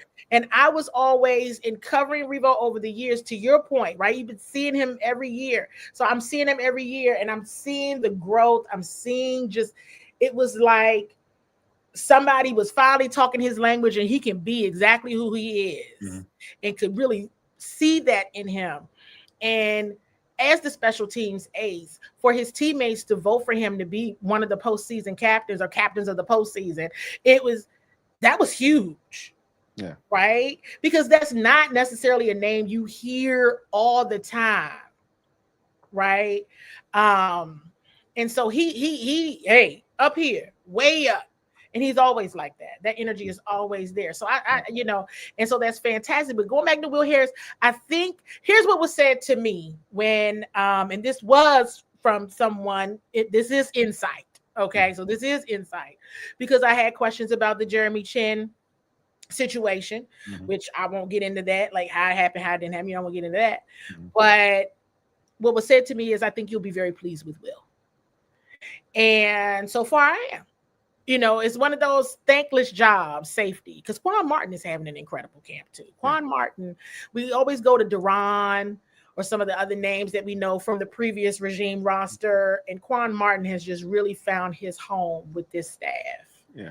And he has had an incredible camp as well. Please do not let us forget about Quan Martin. But Will Harris is roped in to be in the burgundy and gold as the Washington Commander. But Zach Ertz be giving them hell. I'm just gonna tell you. Yeah. He really gives them a hard time. I mean, I'm not to be laughing, but Zach is a problem for them, but they're making each other better in camp. That's how I look at it. Because guess what? Zach was up in Foxborough doing the same thing. Right. Zach Ertz is in his bag right now. And so hopefully that continues for the long haul of the season. So Zach Ertz is he's a tough person to cover. So yeah, I mean the Patriots beat writers pretty much said he was uncoverable. They couldn't do nothing with the man, and I was, and that was pleasing to us, right? Yeah. We were like, "That's right, somebody." Yeah. But did anyone say anything about Brian Robinson Jr.? Because Brian had, they said that he had some intensity early. Now, so Zach Selby was the one that said B-Rob came out with intensity at the joint practice. He got him fired up. He had a run where he lowered the shoulder on. I forgot the name of the safety, Duggar, Kyle Duggar, on the sideline, got everybody hyped. As a matter of fact, they just put out a Frankie Louvu mic'd up, and you see that play where he's jumping up and down and going crazy when he did that. So I know that B-Rob was one of the guys that kind of stood out at the joint practice. He had a very good joint practice. And Zach Ertz, going back to Zach Ertz, you know, we always talk a lot about Bobby Wagner, and rightfully so. But Zach Ertz is he's the other one in the standard, right? And what he brings to the team and to Jaden and to the media, to the fan base. Like, he's great. And he brings that level of intensity every rep. He doesn't let up. And DQ talked about that today. He literally had a I think I don't know. I think maybe Chick asked about Zach. I think Chick asked about him. And so I mean, we've been in May, and I think someone said, I don't know, maybe someone commented like, oh, they're not whatever. I know what I'm looking at. And I said, oh, this week 1 Zach Ertz. This might be week 5 Zach Ertz. I'm not sure. It's May. He's very happy to be here. This is great. Yeah, I enjoy your commentary on X, because you say a lot of stuff that makes me laugh. He was like, during the burgundy and gold scrimmage, he was like, "Yo, Mike Sainristil still out here playing with Frankie Louvu energy today." And I heard he was hitting some folks. He had a hit on one of the receivers. That got a lot of oohs and ahs, and kind of woke some people up. Pro tip, insiders, we weren't supposed to talk about that. So I mean, they did it. So they did it on the Commanders channel. Oh, they did. Okay, well, good. That they won't get in trouble. Yeah, no. Because I did talk about it. I had to take it down. So you weren't responsible for that. The team actually did that. After the scrimmage, they had about a 20-minute video, and they talked about it for about 10 minutes. They were talking about the hit he put on the receiver and all that stuff. So. Mikey was definitely. I'm like, well, are they changing? Are people role playing out here? Because he's a different kind of person. When you talk about growth, Mikey is definitely very different than he was last year at this time. Of course, right? As he was a rookie and he was learning and all of that. And Mikey is like older than Bobby and Zach, how he acts and how he carries himself. He's so super mature. He's amazing with the media and fans, and he's just like super smart. And I think you all are going to be very, very happy with Mikey Sainristil. You know what, too, Candy? What happens with Mikey is the same thing. Like, it's much. Obviously, it's not the same as Jaden, because he's Jaden Daniels. He's the savior of this franchise. So we talk about him constantly, but you just expect greatness from Jaden. And we don't talk enough about Mikey and his growth and development in year 2, because we just expect Mikey to be good, right? I don't want to say we take him for granted, but when we talk about year 2 growth and we talk about guys and what you see, nobody ever asked you about Mikey Sainristil. It's always, what are you seeing from Luke? What are you seeing from Ben Sinnott? What are you seeing from Jordan McGee? What are you seeing from Javonte, John Baptiste, etc.? Like, it's never Mikey, it's never Jaden, because they got it. We expect them to be good, but Mikey could take a massive leap forward this year. Massive, and you see it. You just see it. It's just there, and he's another one. Incredible camp. Incredible camp. And so I'm really pleased with what I'm seeing from Mikey. And you take that into, it's like, who's the vet on the Commanders secondary, right? That's from a commander's perspective. Now, Jonathan Jones is dealing with the injury now, right? But he's new to the system, right? Marshawn came at the trade deadline, right? But he's new, still fair. He wasn't here this time last year. Marshawn wasn't here. Yeah. And we know that Trey is a rookie. And you think about that, alone, and you see the difference. I mean, it's the same thing like with Brandon. I hate that he's hurt right now. He was outside. Many of the injured players, just about all of them, were outside for the Burgundy and Gold game. Yeah, they were. And I saw them enjoying themselves and just watching, paying attention to what was happening. And so it was, and that's I know Brandon is one of the players that coaches talked about in terms of his growth and what he's seen so far this year. And I would wholeheartedly, of course, agree with Coach on that one. I mean, he's coach, of course, and I see it as well. But because I have also spent a lot of time over there with the DBs overall, I'm like, Mikey, truthfully, is the vet over there. Yeah. From this regime, from this, this staff, this system. He is, and he's y'all gonna like this. I think the cornerback room, you all are gonna be very pleased. For me, this is my take on it. Last year was the foundational draft, right? That's the draft you build the future of the organization with. Your first inaugural draft. You come in, you get Jaden Daniels. He's the offensive leader. I think Mikey is the equivalent of Jaden on the defensive side from the perspective of the future of the defense. Absolutely. One of the things that at Combine, Coach Quinn started out his presser with, last year at that time at Combine, he and Adam really didn't know what a commander was. Right. He said, now we know. Right. That was huge. Use your clues when you go back to who they drafted and what you shared earlier and your thoughts on this rookie class is going to be, because they know what a commander is now. That's why we feel like this draft from this year, they got 5 dogs, right? Yeah. And they fit the commander standard, you know what I mean? Because they know what they're looking for now. Right. And then you also go back to, again, me asking the question, the release of Dominique Hampton that doesn't fit the standard. That's right. And that's somebody that they drafted last year, to your point, is the foundational, but you don't know what you don't know. Right. And you're going to hit on some, you're going to miss on some. Absolutely. But that then was a miss. Yep. Okay. We can all say now, do we know a miss? That was one. Right. And that's kind of flying under the radar for people. But hey, it's the truth. You got to be able to shape and stay true to your standard. And I appreciate that they're doing that. They're not going to take a whole lot of time for people to develop. Yeah.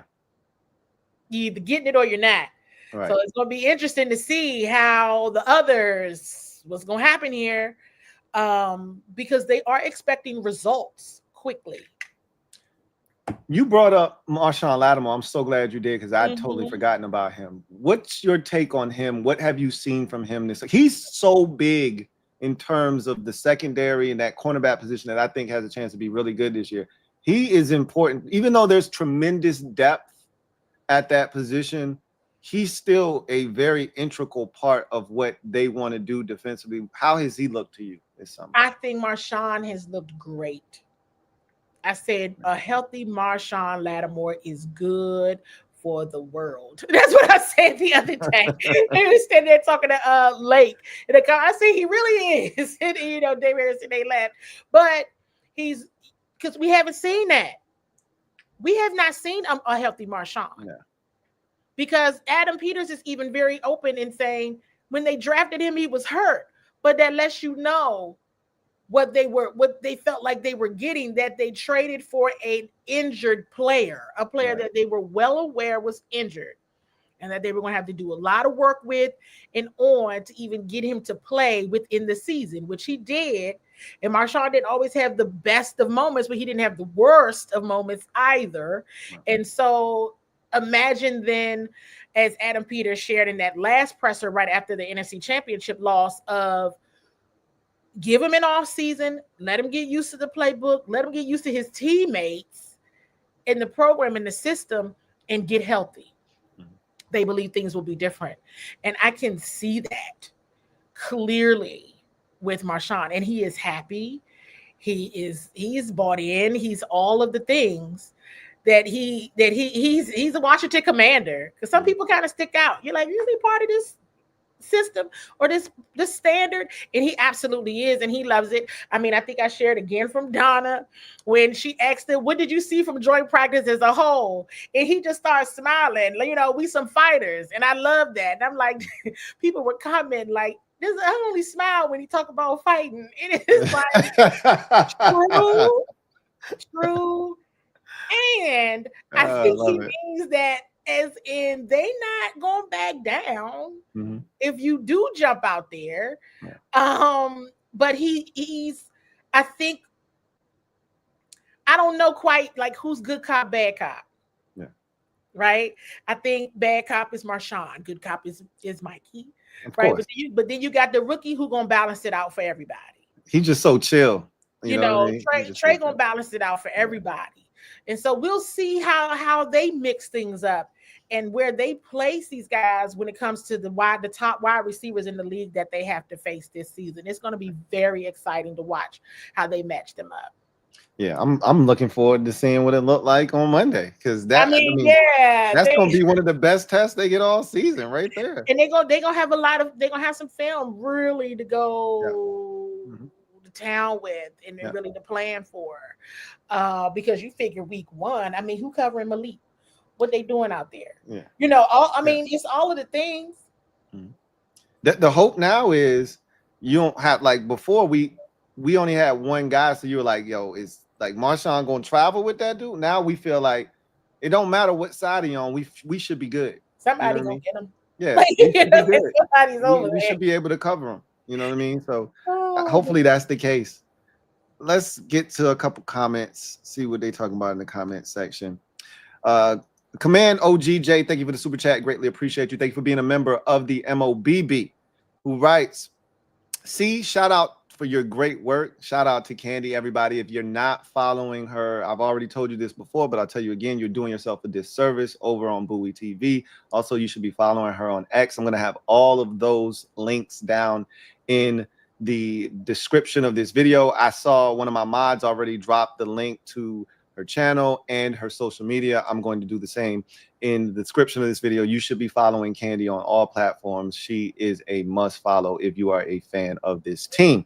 Great work, reporting integrity, and being live with Louie. DQ seems a really fun interview. Name one player and one coach now or past you most looked forward to interviewing and why. I mean, I think everybody probably knows by now. I look forward to talking to DQ. I like talking to Dan Quinn a lot. I mean, that's one. So there's one. One player, and I'm going with now, but maybe, you know what? In the spirit of joint practice last week, it's many players I've liked to talk to. In the spirit of joint practice last week, I really, really, really always enjoyed talking to and interviewing Antonio Gibson. Shout out to Antonio Gibson. He's so great. He's a wonderful family. I was so happy to see him last week. Chopped it up with him for quite a while, and he's doing well. You know, they had to see. We saw. He's doing well, as everybody saw. He saw. You know, saying, dang. But I was glad that he's doing all right. But many great interviewees, and this coaching staff is tremendous to talk to. Many of them are great to talk to. You told me one and one, so that's 1 and 1. And Carlin Biggers found out he was doing great too. Yeah, that was sad. Derek Somebody B had to be the example. Shout out to Carlin Biggers. Hey, Derek B, thank you for being a member for 47 months. Salute to you. Who writes, Luke, Ben, anyone, what have you seen from the second year players? We kind of touched on that, but go ahead and elaborate on it. Yeah. As we mentioned earlier, you know, not what I want to see. Not what I want to see. I'm going to go specifically to Ben Sinnott, because that is the one who I've been just waiting waiting. Like, we got to see it. It's going to happen because he does play special teams, and it's like, it's going to happen. It's going to happen. And we just haven't seen it yet. We haven't. And so I can't really say much more than that, other than it's still tough with the limited reps, but because there's so many reps to go around. But at the same token, it's like when you do have your opportunity, it needs to soar. And we're definitely not seeing that yet. It's the same thing with Luke. I mean, hey, Luke is serviceable. I'm saying all those things, but would I say, oh, he's the 1, the 2, the 3, so when you can trust in the clutch and all that? No. Jordan McGee is a player I have high hopes for last season, expectations. He's been injured. He was at practice today. He was at the jog through the other day, but again, practice was very light today. Yeah. It was very light the other day too, before the Burgundy and Gold game. Javante dealing with an injury. Was he out there today in the jog through at practice? Yes, 58 was out there because I would go by numbers. What about Coleman? When we were out there. Yeah. What about Coleman? Was he out there too? No. Okay. Not when we were out there. Yeah. Javante was out there, you said, though. This was Burgundy and Gold game. Okay. Not, that's when they were all kind of outside, but yeah. Because Javante actually hasn't been out there in a long time. So yeah. Was he out there for the game? Was he on the sideline watching? Javante? Yeah. Yes. Okay. On the Burgundy side. Okay. He was on the Burgundy team. So you're trying to get a feel for who's close to getting back. It's just hard to know how close they are. And then you look at the moves that they're making. And, again, we didn't know that Dom Hampton was going to get cut. We saw all of the linebackers they brought in. We immediately said, oh, Lord, this means Jordan McGee's injury is a lot more serious. Well, it means that too. But I mean, but I mean, it could mean a couple things. But yeah. from a camp perspective, and see, that's the other thing. Yeah. I may talk about some things, but am I going to post too much of these things? No, because they, people check. Mm-hmm. But the reality is the reality. There wasn't much there. And if you watched the game on Friday, that was what we've been watching. Yeah. So that wasn't a good, Yeah, it's all good. We saw more than enough in that game. Diallo, thank you for being a member for 37 months. Salute to you. Who writes, Louie T, my man. I'm in the building on the 24th. Got my pass from the wife, who happens to be a Cowgirls fan. Shout out to you. How did you make that work, man? Bless up to you, man. So that's a lot, since she hates to hear the Cane's voice. And since you just gave me the oop, I'm going to go ahead and take it quickly. Shout out to everyone who's already bought their tickets. The Kings are going to be live August the 24th at Crystal City Sports Pub in Arlington, Virginia. Less than 25 tickets remain.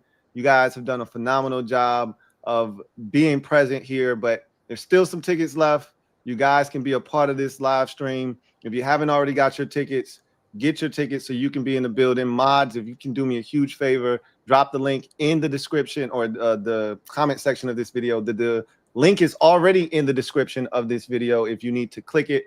For those of you who can't be in attendance, you can donate to the live show by simply clicking that same link, going all the way to the bottom, and picking which tier you want to donate to. We can't thank you guys enough. You guys have been awesome. We can't wait to meet you guys in person. It's the first time the Kings have been live. Shout out to everyone who already has their tickets. So appreciate you, Diallo. Can't wait to meet you on the 24th. Corwin Smith, thank you for the super chat. Greatly appreciate you. Writes, hi, Candy. Lou, who goes further in 25, Washington or Baltimore? Who do you think goes further this upcoming season? The Ravens with Lamar Jackson or the Commanders with Jaden Daniels? What do you think, Candy? I think the Ravens, and I mean, Bowie TV covers the Ravens. We're on the ground there as well. But I also think that the Ravens need to win a Super Bowl. Yeah. I mean, that their expectations are different than ours. It's Super Bowl or bust for them. Yes, they are in a Super Bowl or bust situation. Absolutely, Louie. And this is a team who used all of their 11 draft picks this year, right? They draft they are the master class of the draft and talent evaluation. They are tremendous at it. shout out to Eric DaCosta and Ozzie Newsome. I mean, they are incredible.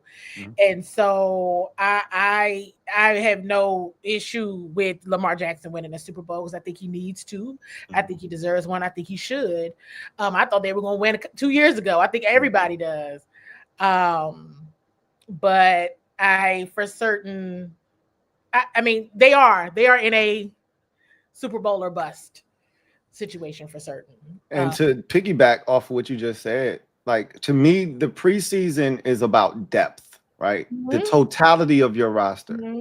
I think the Commanders from 1 to say 30 can compete with anybody in the league because of Jaden Daniels, right? Yep. But once you start peeling back the layers of the depth of the roster, which is what we saw on Friday, that's when you get into trouble. The reason why the Ravens won the most games in NFL history in the preseason consecutively is because, to your point, they build it 1 to 90, right? They know what a Raven is. They identify a Raven like no other. And so they stack their roster with talented guys past the dudes that aren't even going to make their roster, right? And so their backups go out and win preseason games, right? Same thing can be said for the Eagles. Really talented team, right? 1 through 90 is talented. And so their backups are killing other teams' backups. And so we're not there yet. We're in year 2. This is what people fail to realize because of what we did in year 1. We're in year 2 of a recalibration. And so there's still a lot more work that has to be done on the back end of this roster. I really, the thing that I want to see with this organization is when they start, because they got 2 drafts under their belt, mm-hmm. but the free agency classes have been like sparse in terms of long-term deals. It's been a bunch of 1-year deals, mm-hmm. right? So Kime wrote an article, I want to say it was yesterday, that stated we have the least amount of players on the roster for next season in the NFL under contract. And then 2 years out, we have the second least amount of players. And that speaks to the 1-year nature of the deals that are being given out. So what you want to see is them identify more Frankie Louvu's and giving them 3-year deals. Identify more Dorrance Armstrongs out there and giving them a 3-year deal. They did it with Javon Kinlaw this past offseason, but he was the only one that got like a 3-year deal. So that's when we'll start to get to where we are when the draft classes start to pile up, and they're also identifying guys that are out there as free agents that they're bringing in here that aren't 1-year stopgaps, so to speak. Yeah, that depth situation is not, the Commanders are not. Yeah, we're not built for that. No way. Yeah, no way. And that's another reason why, when you talk about, and I've shared this on a couple of different shows now, so I'll definitely share it here. Mm-hmm. I watched the preseason. Yeah. Because you need to know who these other players are. So, of course, because Bowie TV also covers the Ravens, I watched the Ravens and the Colts last week. But I also ended up watching the Bengals and the Eagles, mm-hmm. because you need to know who the depth players are. You really do. You need to understand who they are. And of course, Eagles, of course, right? But then the Bengals, because I'm like, they got to play these people in a couple of weeks, and I want to see how they match up, even from, of course, the starter perspective as well as a depth perspective. Another reason why I asked Coach Quinn the question about his perspective on the importance of the preseason.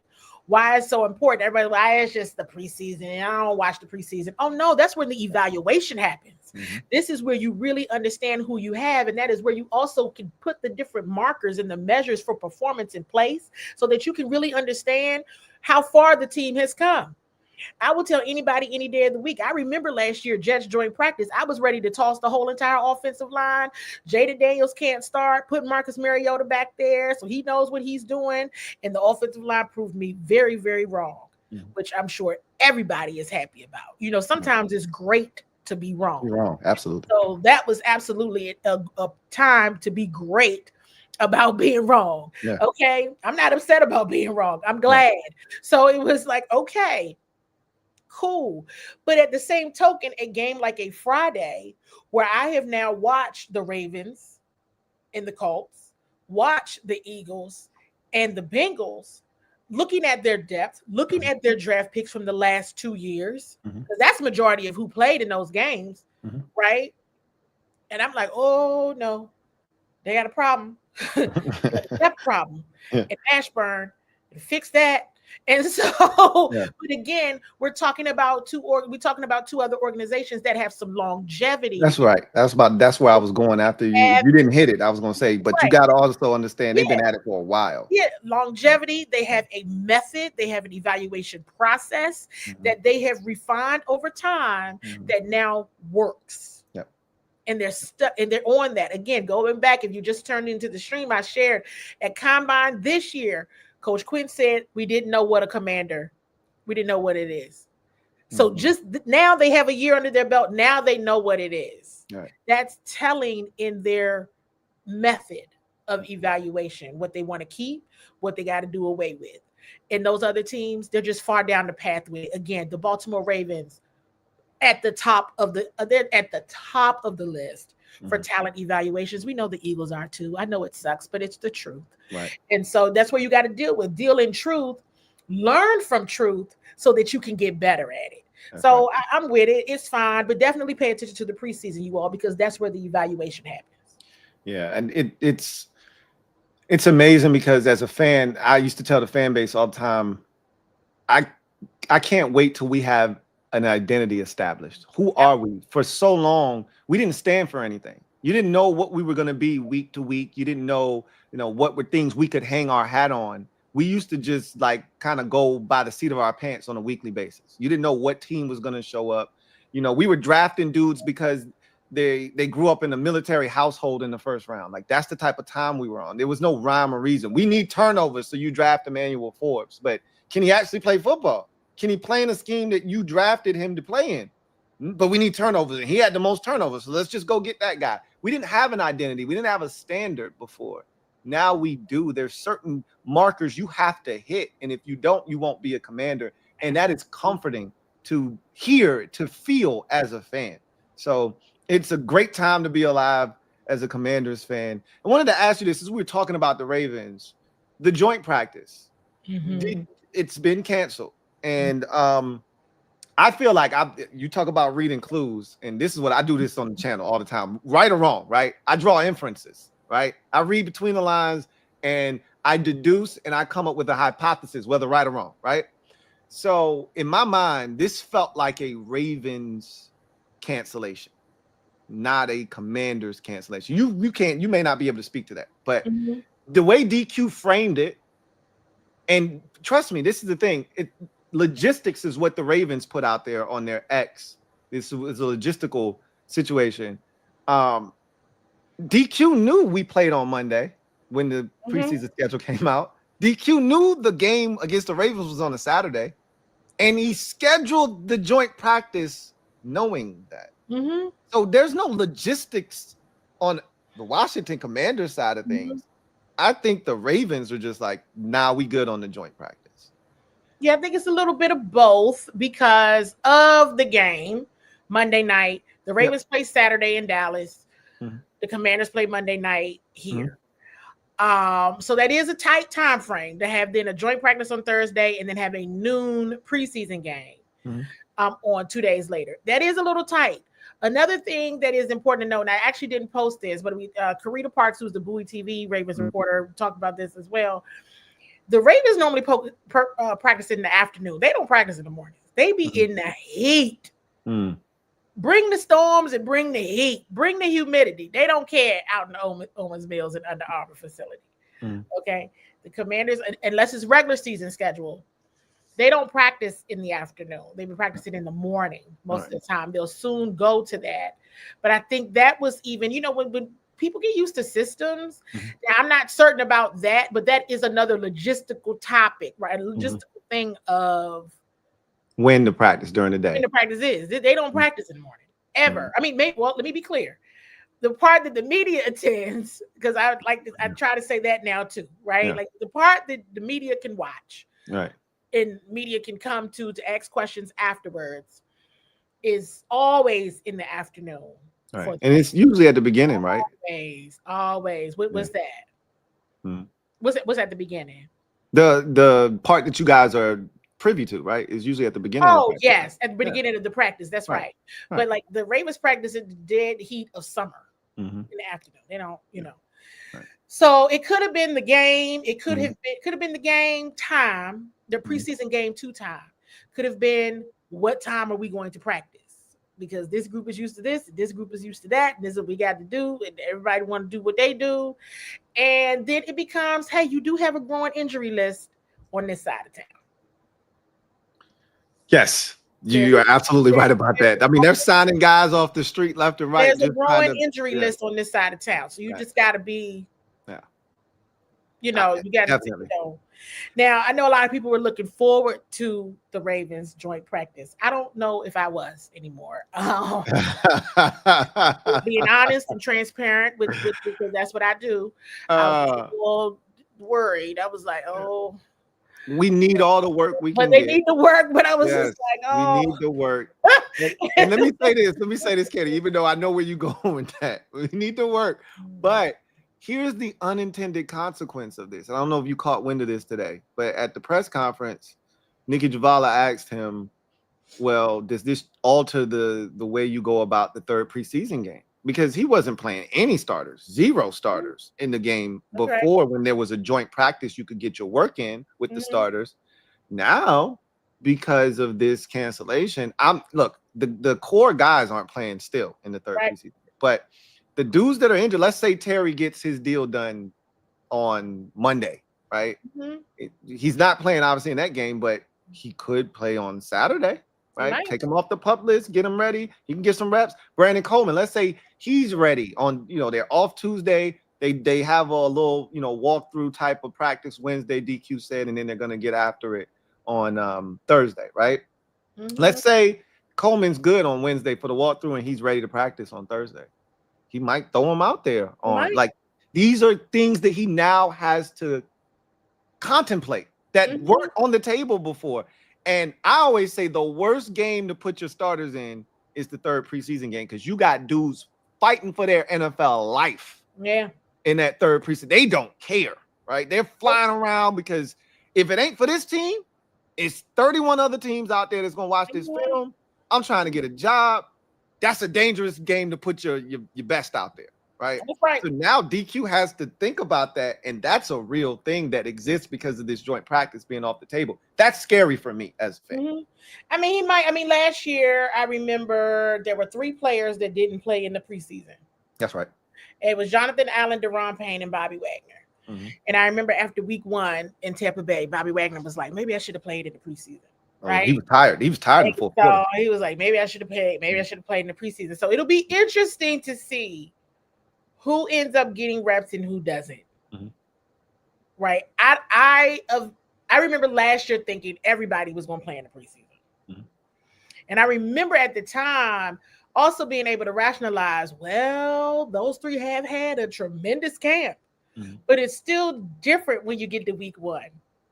Yeah, absolutely. It's so different when you get. And we were playing in Tampa week 1 last year. And it was humid. It was so gross. It was so hot out there. It was so bad. And it was a thing. But you think it's only for 3 players, but those 3 players mattered.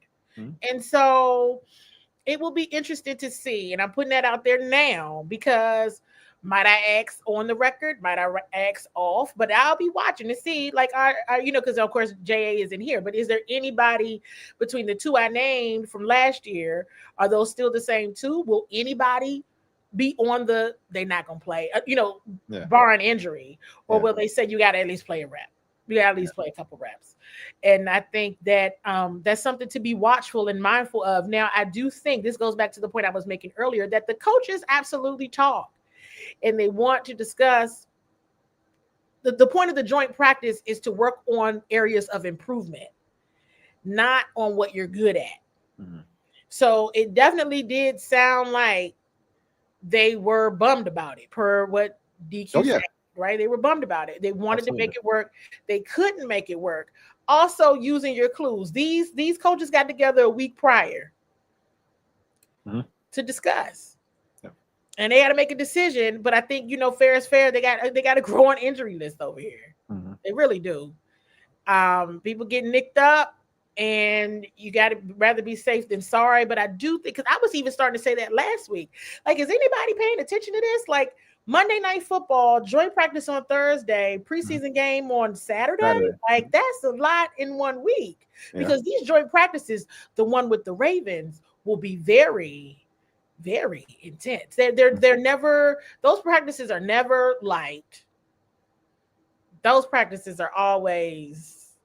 I really wanted to see it because you never know, because then some fighting, scuffling happens too, and that's Mark Andrews suplex somebody last year. The Ravens is almost a guaranteed scuffle. Yeah, but, so scuffling got happening in New England. It's just guaranteed scuffle though with the Ravens. Somebody's going to. It's just going to happen. Yeah, and so you just got to put all that into perspective as well.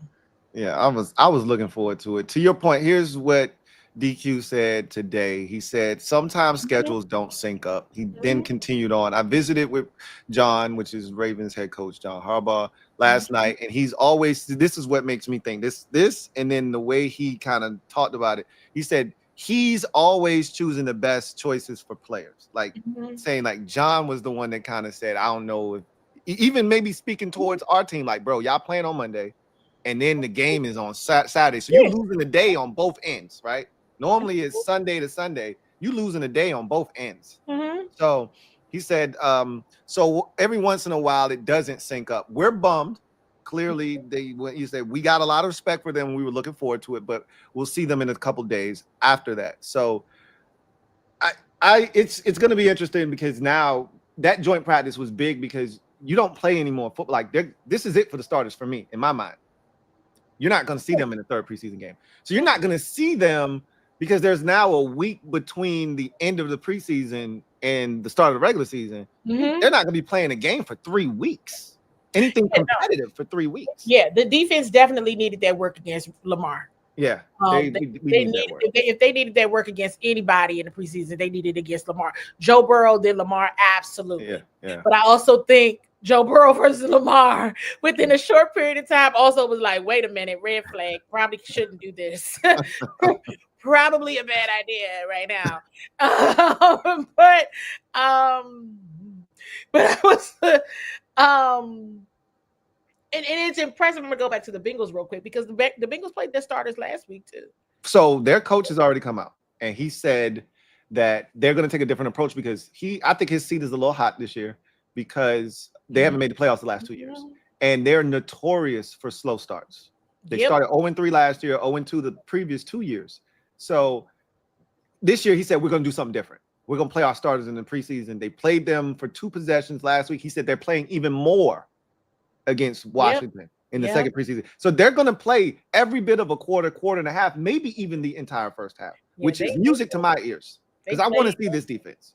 Yep, they played last week. They definitely did. And they cut through that Eagles backups like a hot knife through butter. 9 of 10, 91 yards, bing, bang, boom, 2 touchdowns. They did. They gotta play the Commander starters because they're in trouble. If not, and then it'll get ugly fast. It could still get ugly with the starters out there, but at least we want to see, good against good. I want to see what we can do in that. And luckily in New England, I was kind of sitting by myself because the way we were seated, it was in like an alphabetical order based on media outlet. And so Nikki wasn't there, John wasn't there. So I was sitting by myself. Yeah. And then JP was a couple, and it was like certain things would happen and everybody would look down at me and I would be like, what they looking at you for? Why they looking for a reaction out of you for? Because I typically say what everybody's thinking, but it's just like, I did come up to be like, wow, what are we watching? And then once the penalties started, it was more of the penalties. Yeah. I didn't know what we were watching, but then when the penalties started to stack up, I was like, this is bad. Yeah. So I think going back to that would have been an interesting joint practice. I'm disappointed. I ain't gonna lie. I'm disappointed. A lot of people are.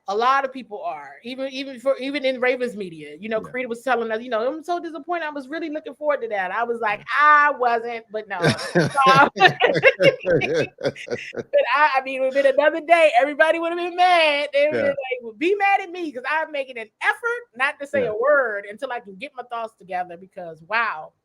But one of the things I have been doing is, I just did it the other day during the Burgundy and Gold game, which is I do audio. So you can hear all the stuff going on in the background. We don't post it until later because you can't post it live. I can't post it live because we do TV and all that, but it's another way to engage. So I was looking forward to that aspect of it and was already bracing myself for how, what what reactions do people want and what they not want. But sounds like you want the truth, which is fine. Yes, that's like, don't lie to us. You can tell us the truth. I don't lie. I don't lie. I may not say anything. Or don't withhold information from us. Don't save us from ourselves. Don't protect us from ourselves. Give us the unbridled truth and let us do with it what we will. Why don't you just show everybody the picture I sent you? I never posted it, but I've shipped it to a couple of content creators and be like, this is what I look like. Because it was definitely, go ahead and show people. It's fine. You didn't. I didn't post it. You didn't post it. Yeah, no, you didn't post it. No, because I had to work, and so I was really looking forward to you posting. I was checking your social media. I kept refreshing. I'm like, where's she gonna post it? I started doing something else immediately. I was like, dang, I never posted the picture. I meant to say that like an hour or so ago. I was waiting on you to do it. Corin Smith, thank you for the super chat. Greatly appreciate you. Double up. Thank you for doubling up. Who writes? Candi, given your insight, can Ron coach this squad? Ron who? Ron Rivera?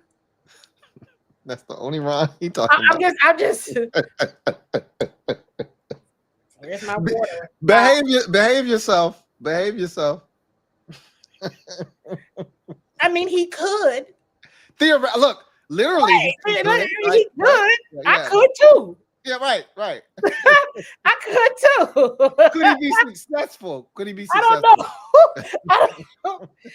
know. I should not be laughing. I mean, yeah. Yes, you should. I could. Listen. I like to have a good time. You got to have fun. You got to love what you do. Yeah.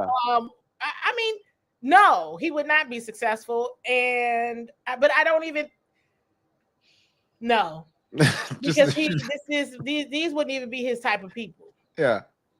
No, well, facts. I mean, we wouldn't have had a lot of the players that we have on the team right now. Not even his because he would not have gone out and gotten these players. And we saw what he was out here doing. I literally just think about our cornerback room last year.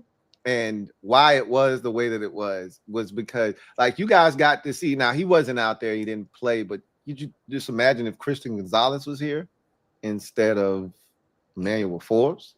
You think about how much different the cornerback room. We wouldn't even have Marshawn Lattimore, and we probably would have had, our draft picks. This is the issue with live shows because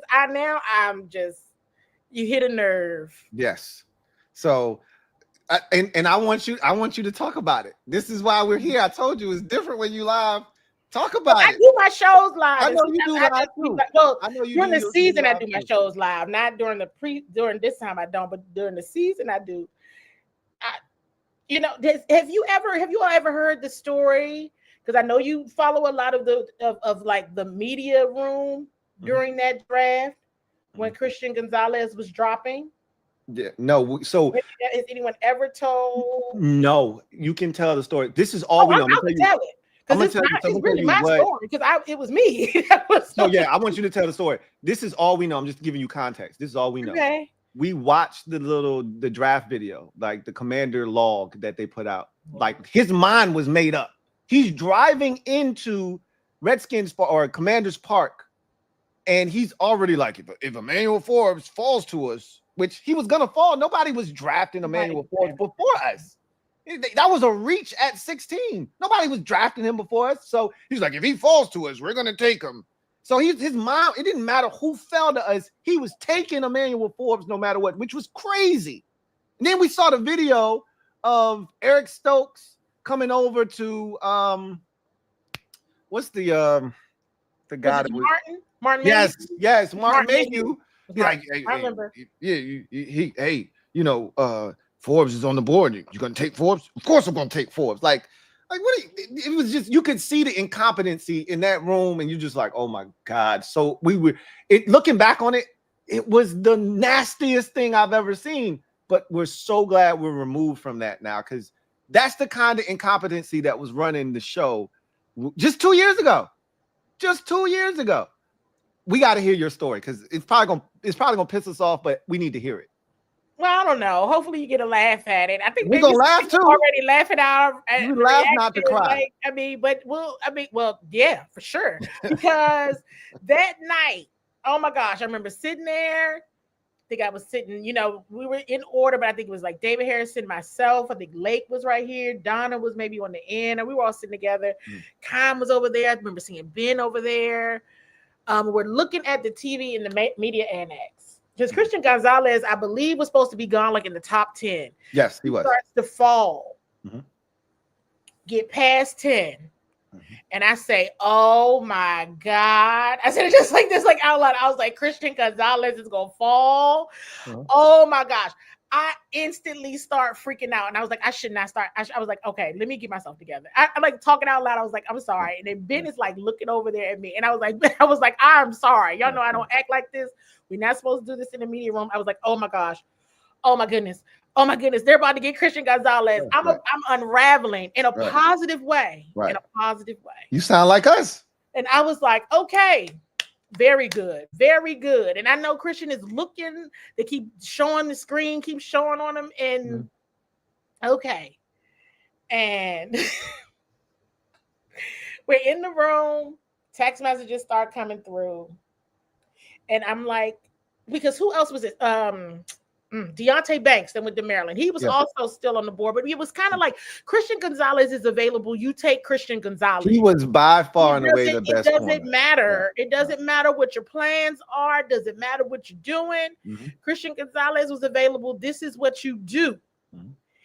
And text messages started coming through, and it's like, oh, they still took Emmanuel Forbes. I said, no, they didn't. Nobody's that stupid. Right. Is what I said.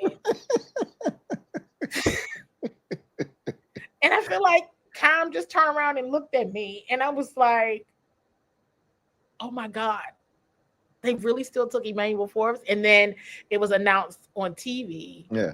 And I was like, oh, wow. Yeah.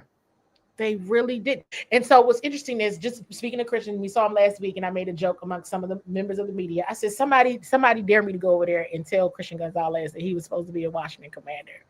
Everybody just laughed, and I was like, I'm not going to do it anyway. but if anyone had dared me to, I might have. Yeah. And we just all kept interviewing and talking to other people, but that was probably that was rough. When I tell you we were going nuts on our live stream, unbelievable. I was over here screaming like Speedy Gonzalez because I thought we were gonna get him. And when you see, I had mocked him being Emmanuel Forbes to us because there was a lot of smoke around him to Washington, but that was with the expectation that Christian Gonzalez was long gone. Was not going to be available. Correct. Right. So I was like, yeah, he was there. We're thinking, it was shades of them, because this is what that organization used to do. They used to reach for players. It was shades of Christian Darrisaw is sitting there, but Jamin Davis is a good, wholesome kid with a military background. And we need a linebacker in a draft that I thought was deep with linebackers that you could have gotten one in the second round. And we're going to reach for a guy in Jamin Davis when Christian Darrisaw was right there. And you look at Christian Darrisaw. And with Christian being from here, that was a good. That was crazy. And I forgot the name of the guy that was here. He came from Carolina. Oh my gosh. He was scouting at the time here. And he told Ron to take Christian Darrisaw. And I'm trying to think of I want to say he was a GM. I want to say he was a GM in Carolina for a little bit. And then he ended up, I can't think of his name, but he came from Carolina. And he was out on the road doing all the scouting, and he went to Virginia Tech to watch Christian Darrisaw work out, and he told Ron to draft Christian Darrisaw, and they still drafted Jamin Davis. And we see what that turned out to be. One guy's a Pro Bowl, borderline All Pro left tackle, and the other guy is fighting for his life in the NFL, right? So that was typical of this group when Ron was here. So Lord have mercy. I'm so glad we won't got to deal with that no more. A Terp from DC in the ATL. Thank you for the super chat. Greatly appreciate you. Thank you for being a member of the MOBB, who writes, "Hey Lou, thanks for having Miss Candi on. Look, man, I am so grateful for Candi being on the show with us, man. It's a blast talking to her." He says, "I am a fan. Question for Candi. Speaking about what a commander is, why is Vigors still on the team? Y'all leave Carlin Vigors alone." And then some of the fans they did. It was Marty Herney. I be trying to. Yes, Marty Herney was exactly who I was talking about. He was doing the scouting. He was on the road. He was going to all these pro days. He was the one that was really boots on the ground doing the work. And he came back and he said, "You need to take Christian Darrisaw. That's the pick." And they just didn't listen to Marty Herney. I mean, you gotta be kidding me. It was something that and Coach Rivera and I are very cool, but if I'm being objective and just doing my job here, it was almost like whatever he thought we were going to, whatever we were predicting or anybody was predicting, it was like, no, I'm gonna do something different. And it was like, well, why? But at any rate, and then okay, you asked the question here. Here's what I'll say in terms of that. They clearly see something, right? When I asked Adam Peters, when was this? I don't even remember. I should know this by now. It was right before the draft. It was the pre-draft press conference. I asked Adam when they, now that they know what a Washington commander is, can they describe some of the characteristics of a Washington commander? Now, this is something that you all should know. This is good. And I often tell people, keep your notes, use your clues, write it in your notebook. And he said there's so many characteristics that we could choose from, but thinking right now in the moment, he said, I would take, we look at things like the professionalism and the consistency of a Bobby Wagner, the competitiveness of a Frankie Louvu. So I'll say perhaps, perhaps that's what they see in Vickers, right? Maybe they see the professionalism and the consistency of a Bobby Wagner and the competitiveness of a Frankie Louvu. I only got that for you right now. And that's why he's still there. But I actually think Carlin Vigors. There's a more characteristics, as he said, but those were the ones that rose to the top. I actually think he's not terrible. I actually think he can play football.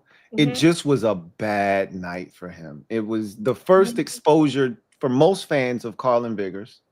And so I always tell people you never get a second chance to make a first impression. That adage, it holds weight. Right. Because Matt Gay is probably a really good field goal kicker, but you can't miss the first kick, bro. You can't miss the first kick. And then they got two different field goal kickers, and I call him the serial killer. John Parker Romo is hitting it from 58. You know what I'm saying? And so the first time we see you, and we know your statistics from last year, you were money from 49 and in. You didn't miss last year. If it's everything after 50 yards your first kick is 49 and you miss, we like, wait a minute, what's going on? You're supposed to be automatic from 49. So with Carlin Vigors, it's the same thing. I actually think he can play. I think they like him. He fits the profile. He's a taller corner with some length. He's athletic, but he didn't want to tackle. That was after Antonio Gibson ran him over. He looked like he didn't want to play football no more. Yep. And that was the problem. That was the problem because you got to be able to recover. Yeah. That was the problem from the very beginning of the game with the 100-yard. Like Coach Quinn said, it was a gut punch, but they just kept getting punched. It just took the wind out of their sails immediately. Like, oh, forget it. Yeah. And they just didn't recover. But that's part of it too. Like you gotta show up at all times as part of that consistency thing. And so, yeah, absolutely. They like him, obviously, but Yeah. So I got two more for you, and then we'll get you out of here. So, or one more, really. The preseason game against Cincinnati. What are you expecting to see? What are you going to be watching for the most? as they hit the field for what we more so call our dress rehearsal. Now, the second preseason game kind of serves as that. What are you looking for, and what do you expect to see from this team? Obviously, we expect much better effort than Friday. Can't be much worse, right? But what are you expecting, and what are you looking for? What are you watching closely? Probably closer than anything else. I'm watching one-on-one matchups. Did you beat your person? Mm-hmm. Right? Whether it be in coverage, whether it be tackling, just the play style, the identity should absolutely still be there. But were you on it? Because the starters should be playing it, but really that's for everybody, even the depth players. But I want to see those tackles made. I want to see at the line of scrimmage, you are beating your person. If we're already starting out and Jaden has to run for his life, although we understand that there's injuries on the offensive line, that is going to be a problem. Yeah. Cincinnati's defense isn't good either. So that is exactly why I'm saying. And we expect to go down there. Yeah. Come on now. Yeah. You need to be doing all this running. Right. You should not. So I'm going to be looking for that. And I'm definitely going to be looking at the corners and seeing how they're covering Jamar Chase and T. Higgins and all the things. I'm going to be watching just for the overall matchups. Your assignment? Did you win your assignment?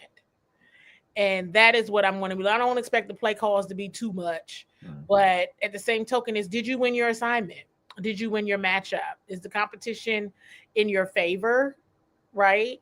It should be in some instances, and so we'll see. But that's really what I'm going to be looking for and just watching to see that level of intensity. And consistency. If there's going to be one of those things where you play until you score, I'm going to be paying attention to that too. Yeah, I could definitely see. Like DQ strikes me because he's so meticulous in the way he does things. He's very detail oriented. He doesn't strike me as a guy that's like Jay Gruden. One year we were playing Cincinnati. It's crazy that I'm thinking about it. We were playing Cincinnati, and the first team offense was struggling. It was horrible, and he would not take the starters out until they scored. And Cincinnati had long taken out their starters, and they had the second team defense in there now, and they found out first team offense finally scored. And DQ doesn't strike me as that kind of guy. He goes in, he says, "Hey, y'all playing 15 snaps. You're gonna play this, and that's it. That's what it. Whether you get it done or not in them 15 snaps is y'all problem. But if I set aside 15 snaps for y'all, and you may exceed that because you may have a 16 play drive, right? Or you might have went 3 and out, and then the second drive was 13 plays or 14 plays, so you exceeded that. But after that, it's done, right? Y'all not, even if y'all ain't score a single point, we went for on a fourth down, we ain't get it, y'all done. You know what I mean? That's y'all night. So I don't think it's going to be one of those situations. But this, you talk about the fan base freaking out. This is on national television. Oh yeah, it's Monday Night Football. Yeah, so and they're trying to reenact last year's Monday Night Football, and I'm like, why would you even do this to people? That's right. And so they're going to be hyping up Jaden Daniels and his team on that telecast. They're going to be talking about the Bengals and Joe Burrow, of course, and all that. But they're going to be hyping us up. And we got all these island games this year. We got 8 of them, and this is going to be one of those games that if we come out and we stink it up and it doesn't go well. You want to hear you talk about meltdowns? Watch what the fan base does. If they're gonna cut up, they're gonna show their entire ass if this thing goes sideways on Monday. So you just be mentally prepared. Oh, I know. Oh, okay. I'm just letting you know, because you talk about meltdowns. Let this thing not go well, because I'm always always okay with it not going well or melting down, and I didn't tell you. Yeah. Or I might have gave you a hint and be like, you read it or you watch it on your own. Because like this is you're being negative. Yeah. Yeah. This is not going well. Yeah. And so like even going back to the kick from Friday night, I think I posted like, oh no, don't you do this. Yeah.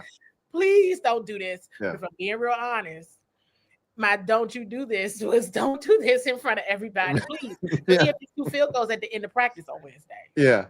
Yeah. I was like, good Lord, just don't do this on Friday. Yeah. It was like, now you're doing it in the game. Right. Bring somebody else in here. Now coach said they weren't. Yeah. But we'll see. I found that question to be interesting now that you've said that, because the initial reports were that he was really good in camp. He was doing well in OTAs. He wasn't. That's why I was like, why is everybody saying? But okay, but in camp so far was all right. Wednesday, it kind of like started to unravel. And Friday, I was like, don't do this, please. Yeah. Like, don't do this, please. No. Now, last year, I was definitely one of the reporters that was going in on the kicking game, because I think one day I might have posted, hell, let me go try. I might be like, hey, we had the same conversations on my channel. Like, there were people like, yo, I can kick. Let me get out there. Let me warm up the leg. So, I mean, I didn't say anything, and it was sad. But they got a lot of faith in Matt Gay. Like you said, he was money from 49 in, you know what I mean? So it became, you missed the 49-yarder. Right. And that's why I was like, please don't do this. The other ones were after 50 yards. And you still don't want to see that either. Right. But it will be a meltdown. It won't be good. And I don't on Monday night. So I'm not looking forward. Because at that point, it is just the preseason. I understand it doesn't count, but it does. So back to your point, because I want to pull on that thread a little bit more. Of DQ said you just got these 15 reps. Yeah, so you better make it count. Because if you don't, you're going to hear about this later. Like, it's going to be a thing, because then that's going to be your 15 reps on film that we're going to have to deal with one way or another. So you got to make sure you make this work. Because as you all can see, I hope you can actually see or tell that they take evaluation seriously. Yes. Right. And so, but I get, hey, everybody's got to make money and it's a business, but they're really trying to reenact that Monday night, week 3 in the jungle. And I'm like, it's not going to be the same, but okay. Everybody. Yeah. I mean, they've scheduled this game because you got Joe Burrow and you got Jaden Daniels, and more likely than not, they're both going to play, and they knew that. Right? So you put that game on national television. You're getting 2 of the best quarterbacks in the league. You can't ask for much more than that if you're going to put a preseason game on. You're going to do it. If you're going to do it, those are 2. LSU, it's a lot of storylines. It's a lot of storylines. So that's good for business. Yes. I just don't want, Jaden made a comment, was it Sunday in the presser, but he's like, you don't want to peak too early. Yeah. And I agree with that, and they're still gelling in some ways, but I will keep in mind as I'm tweeting during the game or after to be like, that's not good. Yeah. This is are you going to be there? Are you going to be there Monday? Oh yeah. I'll be there. On Monday nights and Sunday night games, what time do you normally get home? This is a random question, I know, but what time do you normally get home? I know those are late nights for you. Like 1 or 2. Like 1 or 2. That's rough. The only silver lining there is the press conference the next day usually isn't until like 4. Well, yeah, it depends. What is this, an 8:00 game? Is it 8 or 8:30? I don't even know. Yeah, I get there so early. I'm like, I don't know what time the game started. I'm there like 3:30. I'm always there typically. Why are you there so early? Because the players be there. So here's the thing. So at New England, I didn't leave. What time that game starts? 7:30. So I was like, all right, we can leave, because we typically do team arrivals. We see people when they come in and everything. Right. And sometimes that's good, because in New Orleans, that's how I found out that Tyler Biadasz was sick. I was like, whoa, what's wrong with him? But you see certain things when they're coming in, you're like, whoa, issue. And sometimes, when they're coming in earlier, they're coming in to work out. That was also going back to the Ravens game last season. That's how I knew Brian wasn't going to play. But B-Rob wasn't going to play, He wasn't going to play. And so you try to get in there early, because that's when people are working out, trying to make that decision on who's going to play and who's not. When they got to make a game day decision, I already knew chances of him playing were very slim. Very slim, yeah. But I knew if I get there early, when the early bus gets there, when they got to work out and do all that and do that early evaluation right before the game, I can I'll just know. This is me being nosy and doing my comprehensive. That's good though. So last week I said okay, because I wasn't, we weren't all, a group of us, try to stay together in the same hotel, the same area.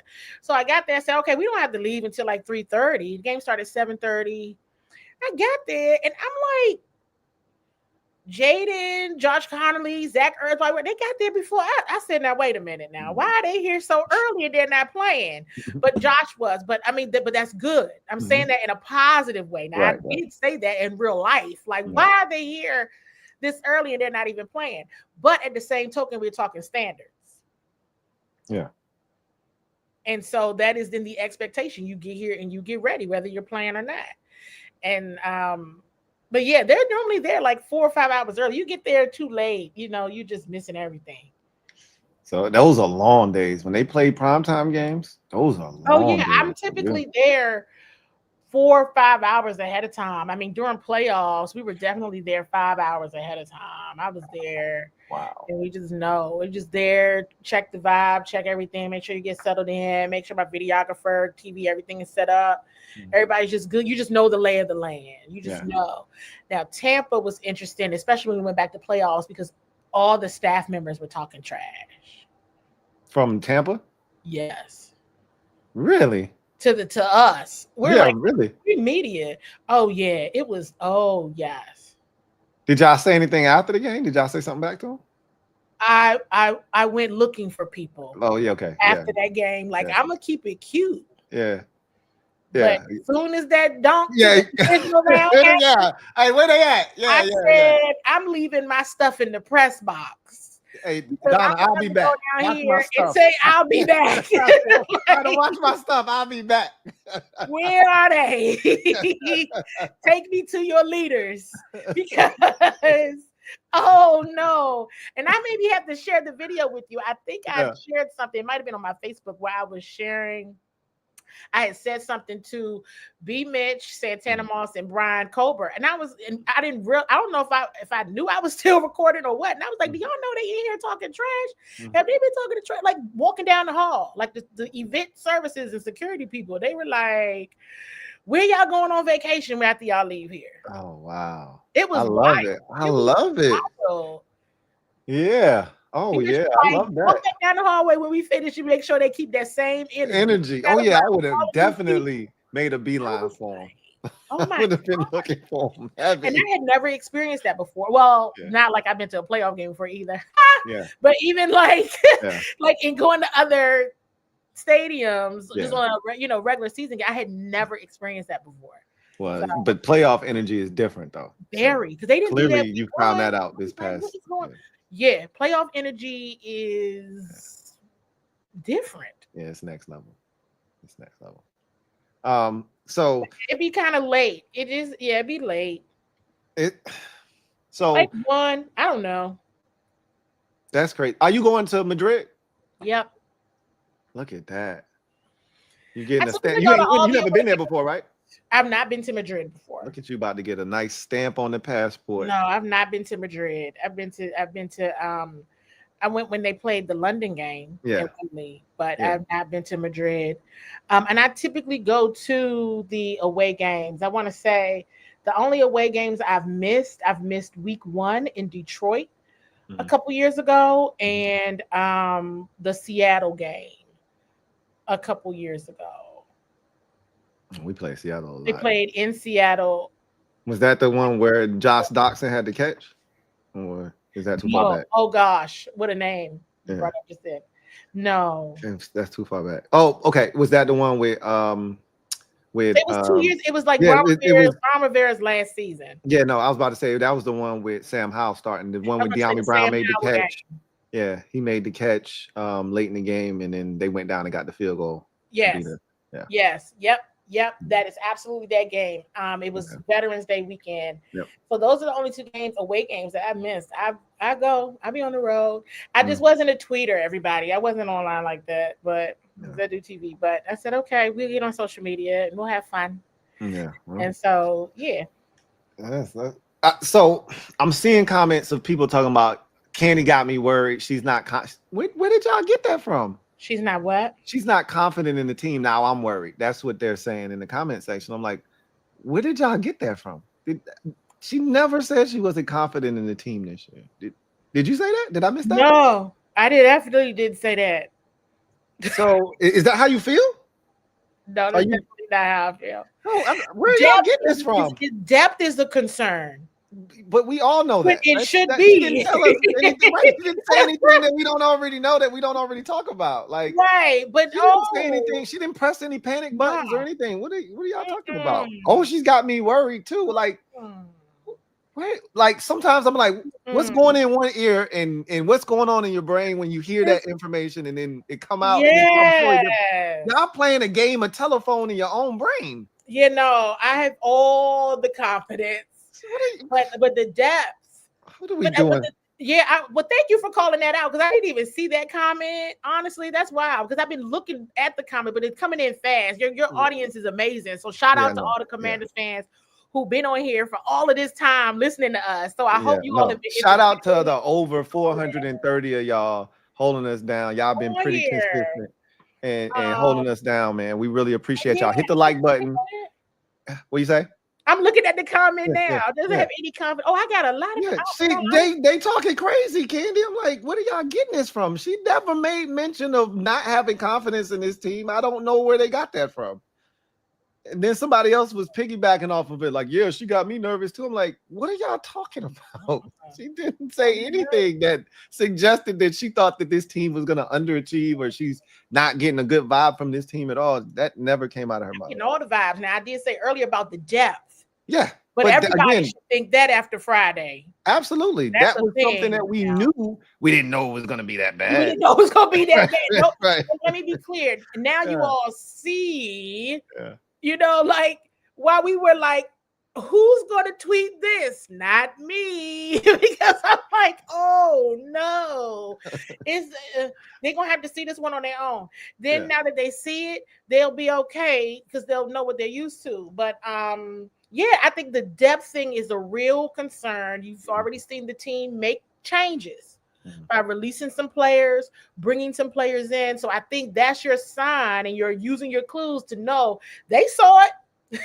They saw it too. Trust me. And they're making some changes after that first evaluation period. But no, this team gonna bring the smoke for real. They're gonna bring it. I will be honest and say I don't like all the attention around it. I'm glad this is a team that blocks out a lot of the noise and not paying attention to that stuff, and they're doing all that. But yeah. And then you get somebody else talking something. I said they trade Teddy, better not. Yeah, they're not doing that. Yeah, they're not doing that. No, please don't. Because I'm telling you, please don't. I was like, Adam, if you're listening. Yeah. I walked around with my media colleagues and I said, well, what did we learn today? I'll tell you what we learned today. They need to sign Terry. The charade is over. Yeah. And I know we're tired of talking about that because I am too. I'm gonna be honest. I am tired of talking about that. But I would be doing a disservice if I didn't talk about it. Say it was abundantly clear after joint practice. Get this done. Okay. I don't know who's playing hard to get. Yeah. But somebody do something because this is not good. This was the fear the entire time about this situation, which is why I thought it would be done by now, because it is a distraction. It is a distraction, and it may not be as significant a distraction to the team, right? But it's affecting practice. It's affecting what they do, because the defense would be getting better work if Terry were out on the field. The offense would be better if Terry was out on the field. This is affecting everyone. And like you said, DQ gets at least 2 Terry questions. Like even today, John Cobb said, hey, I'm not trying to, get anything out of you. And DQ was like, you basically asked the Terry question and you're trying to get stuff out of me that I don't have. But, thanks for not asking the Terry question, basically. You know what I mean? Because it's hard not to talk about it because it's the elephant in the room. That's right. You know what I mean? That's right. That's right. And last week it was, for me, no one was taking this position. No one, and no one wants to. Let me also say that I don't think it was like Debo. No. He's just excited as everybody else to be playing with Terry McLaurin. He can't wait for Terry to get back out there. I don't think anybody is like, no, we can do this without Terry.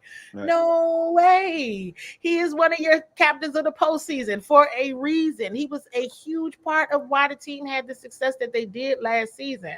Now, I do think that there needs to be some context set around what they did last season and what needs to happen going forward. Because I know a lot of people are like, all the years of what he's done for the franchise, and that's true. But I do understand this staff is thinking about last season and forward, which I get that as well. Mm-hmm. But one of the things in joint practice, which is one of the things I already knew going in, you don't have a wide receiver one. Mm-hmm. Terry McLaurin is your wide receiver one. Everybody stop this game, get a peer mediator, get a whatever they do. I've never been married. People go through divorces, whoever they get to get people back together, get them in the room and help fix this. Because we don't even know what this is at this point. But I made a tweet one day. I don't know if you and I talked about this. And this sent everybody into a frenzy, a lot of people, not everybody, into a frenzy as well. Where I said, this feels like the old culture.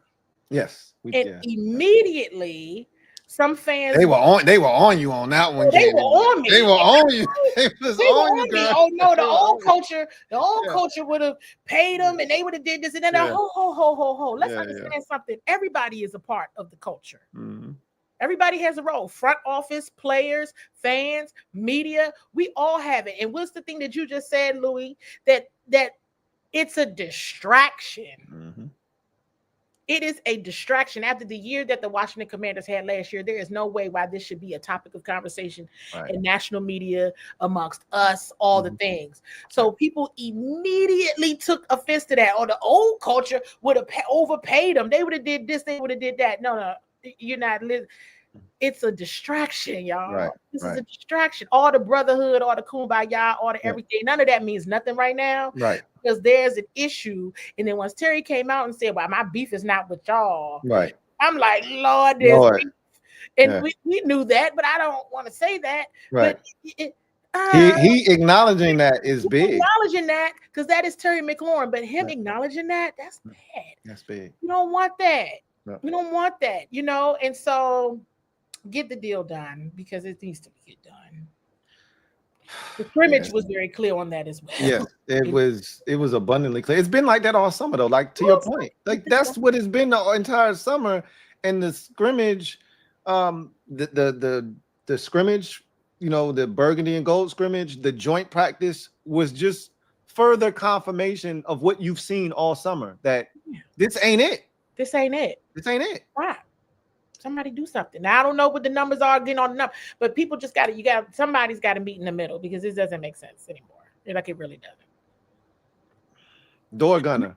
Not if you really want to do right now. Yes. What you said you want to do. Right. So absolutely. Which is you trying to win a Super Bowl. That's right. You're not going to do that with this. Yeah. And the thing that I've said a million times was you had arguably the perfect offseason. Coming off of the NFC Championship game, you got the draft coming here in 2027. You got the stadium situation squared away. You had a solid draft. You had a really good free agency class. Like everything you could imagine to go well for this organization, they had it happen. And this was the only thing that could stand in the way of a flawless offseason. And in my mind, I'm like, they're going to get it done. It's Terry McLaurin. They're going to get it done. Like, he's too important. Like, you can't look your 52 other players in the eyes and say, Terry McLaurin, to me, is the standard. If there was a definition of commander standard, right next to it would be a picture of Terry McLaurin. Mm-hmm. He does it the right way on the field. He does it the right way off the field. If somebody addresses the team as a player, who is it? Mm-hmm. If somebody's giving out a game ball to DQ or Josh Harris and it's a player, who is it? Mm-hmm. It's always Terry McLaurin. He's always been a model citizen. He's always been accountable on the field as well as off the field. And DQ says he's the constant professional. I've heard DQ say that 50 times. He's the constant professional. Mm-hmm. So if you say this is how we want everybody else to do it, how can you not pay that man? That's the thing that we struggle with as fans. If this is how you feel about him. And we get it. We understand the age thing, and this is a heavy analytics driven organization now. We get all of that. I understand that. But at the expense of your second year quarterback and what you've built, is it worth it? No, not at this point. It's not, in my opinion. It's gone on too long. I mean, I absolutely understand both sides. I absolutely understand everything. But last week, I'm like, oh, I have now entered into do you want to win or not mode after the joint practice. Do you want to win or not? Yeah. And make the, that I got that from Hard Knocks the other year when it all went left with the Giants, and they were in I don't even remember who it was. If somebody's son was in the background, was like, you need to move up and get Jaden Daniels. Yeah. That was the GM. Dad, do you want to win or not? Yeah. Listen, do you want to win or not? Because look, I know and going back to, I remember last year, I don't remember what week it was.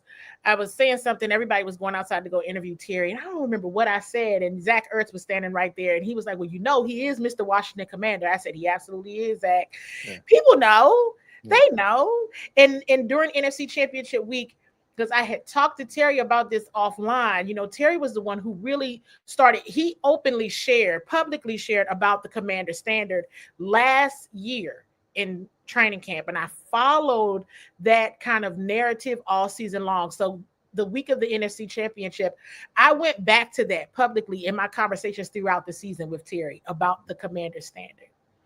I brought that up, and I had him explain publicly what the standard is. So it is very abundantly clear that yes, he is the Washington Commander Standard, and he's fully bought into that. Now, I don't know what the numbers are at this point, is what I'll say. But I certainly hope they meet in the middle or meet somewhere where both parties can sleep effectively at night and do what needs to be done to get this team to the championship that they say that they want. Right. Yeah. We talked the first time we talked, we said that this group they don't offer lip service. They mean what they say what they mean, right?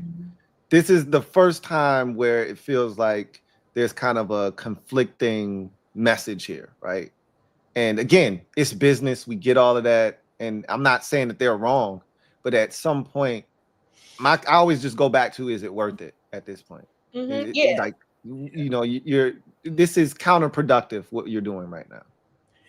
Somebody's gonna have to somebody, and I said this on another show, so somebody's just gonna have to be unhappy at the end of the day, but who is it going to be? Yeah. But you got to compromise somewhere. And we I don't know if you and I have talked about this, but I know you've talked about your background a bit. Understand the importance of data collection, right? So going back to your point of like the analytics. So I understand his age. I understand the decline of the wide receiver position. I understand the salaries. I understand that, right? That's all important data points.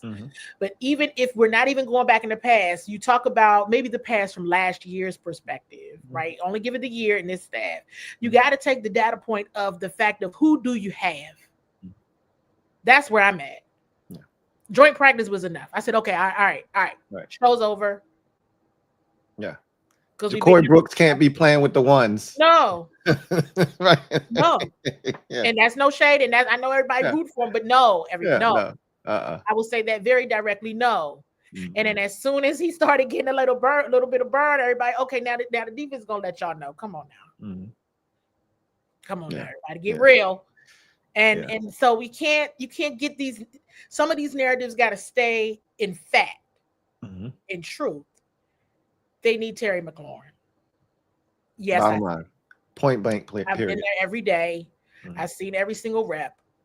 They need him, and I don't know what needs to happen and who need to sign it. I don't know if Josh Harris needs to throw. I don't know if Magic got a couple million he could throw over there. I don't know, but somebody has to do something. Yeah. Quickly. Yeah, quick, fast, and in a hurry. Yeah, this experiment is over. Facts. I'm with you 110%. It's over. I was all with it. Oh, this one got to come down, that one. But now we in it now. You got all the data points. Yeah. Point to you need them. Door Gunner, thank you for the super chat. Greatly appreciate you. Thank you for being a member of the MOBB, my guy Door Gunner. I shouted you out. I don't know if you heard me, but I said shout out to my guy Door Gunner when I said we be talking about guys having their leg ready. You are always at the forefront of that. He says, always keep my leg warm, Lou, with this team. LOL. Look, we may need you this year, man. I got confidence in Maggie. I think he's going to be fine. But again, that was an inauspicious start. You can't miss your first kick and expect to instill confidence in a fan base that was already shaky to begin with the kicking position based off of what you did last year. And then to make matters worse, he got the most guaranteed money in a 1-year contract for a place kicker in NFL history. That puts a lot of pressure on him too.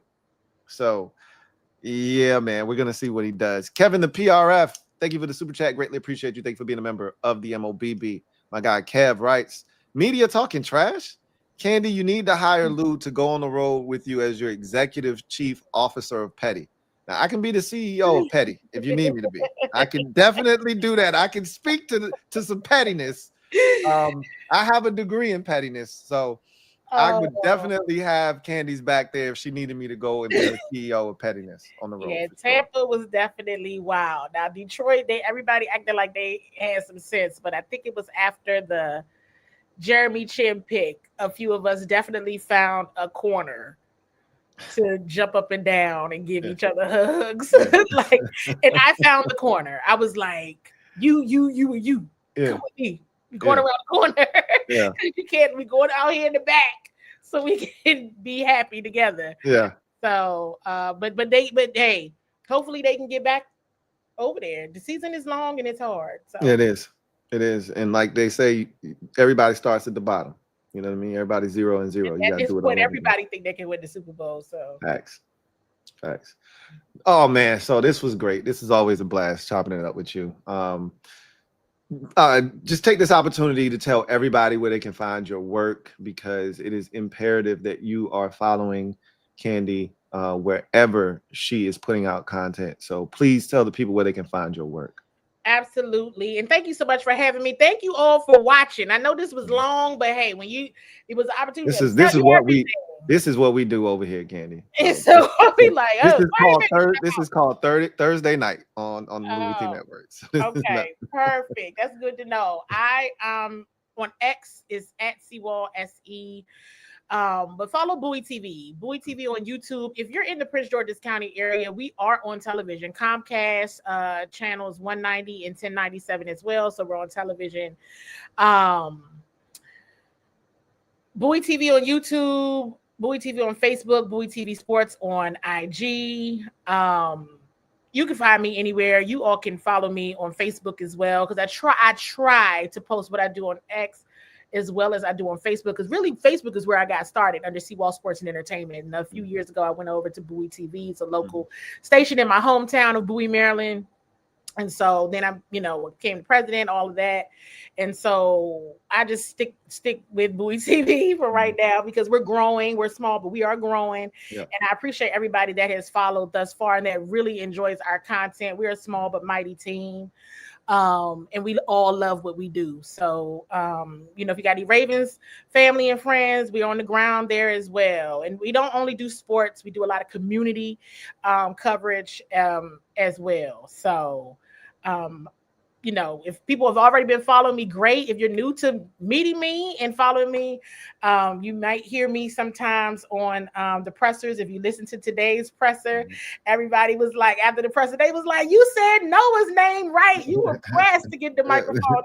You only asked so you can say his name in the microphone, because you're the only person who can say it right. Yeah. I've been practicing. Yeah. So, but you got it too. You nailed it. It's a lot of people run from him, or they just call him Noah I. And Noah I, because I started calling that last year. And I remember the moment I got it right. It took me until like week 15, everybody, but I got it right. Hey, look, man, practice makes perfect. Exactly. But I am from the area. I grew up in the area, spent years in the consulting industry, corporate America, and made the decision to live out my dreams and take that lateral into the sports industry.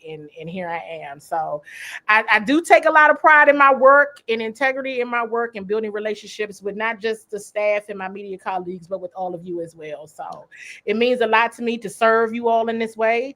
So I appreciate you all watching. I know they watch you all the time, Louie, but I appreciate you all watching while I'm on here too. Yeah, no, we appreciate you coming on and blessing us with your presence, man. We always have a great time when you're here, and we appreciate, as I told you the last time, we really appreciate the work that you put in, the content that you provide for us. As I've said many a times, you guys are the conduit for us. Like, we only know what you guys show us until the games start and we can, put eyes on it ourselves.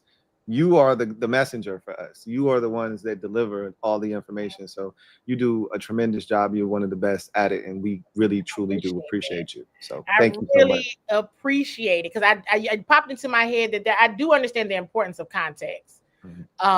Because I remember last year doing Miami Dolphins joint practice, there was some posts and some tweets about some Jaden Daniels picks. And I went in to provide additional context. And I know that sometimes it's tricky because it's basically like I'm correcting my colleagues, but at the same token, I felt like I owed it to the fan base and owed it to people watching, like, provide the context of what happened. Yes, statistically, it would be noted as a pick, but it wasn't on him.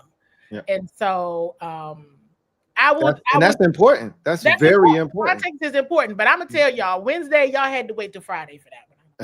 She said we were texting back and forth. She said, but there was nothing to say. She kept saying that, but there was nothing to say. What you want me to say? I didn't have nothing nice to say. I was like, just say what's happening. She was like, but there's nothing to say. Like, with that, I'm like, he doesn't understand.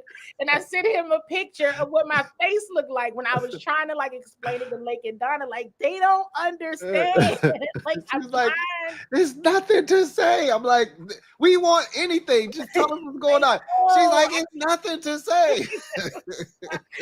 I mean, like, Bon Jovi is happy to see Jaden. No. And that was another thing that really made Commanders fans upset. People were so mad. Yes. It was, people were so upset because y'all weren't really tweeting anything, but then every media member tweeted out a picture of Bon Jovi, and they tweeted out a picture of Jason Tatum. We was like, we don't care about John Bon Jovi at practice. We don't know what's going on. That was a for legit, though, use your clues moment, though. Nobody was saying it because we were all there. JP, Nikki, Ben, Mitch, Tischler. We were all there, and nobody was saying anything because we even walked around and said to someone like, "If y'all did you say anything yet?" And you're like, "No, we're just taking it. All right." But but that duly noted. Now that everybody has gotten the shock over with Friday, let's all have at it. You just had to get over that first initial shock. Yeah. Well, that was just depth. But still. Yeah. No, look, I mean, you give up 48 points and lose by 30, and you have 15 penalties, like, and multiple turnovers. Like, that was not what we expected. No matter the 15 could have been on the field, we wasn't expecting to play that bad. You know what I mean? So obviously, and I think the thing that it jumped out at everybody was like, did we just give up 100-yard kickoff return to start the preseason? Like, that's not what we do. You know what I mean? Like, people keep bringing that. Like, when I brought it up, I was like, yo, our special teams is ironclad. Like, DQ said that's one of our flagships. Yes. Like, this is what we do. And I told people, I said, they put their money where their mouth is on special teams. Like, Ron and other, coaches would talk about the importance of special teams, but they didn't treat it like how they treat it.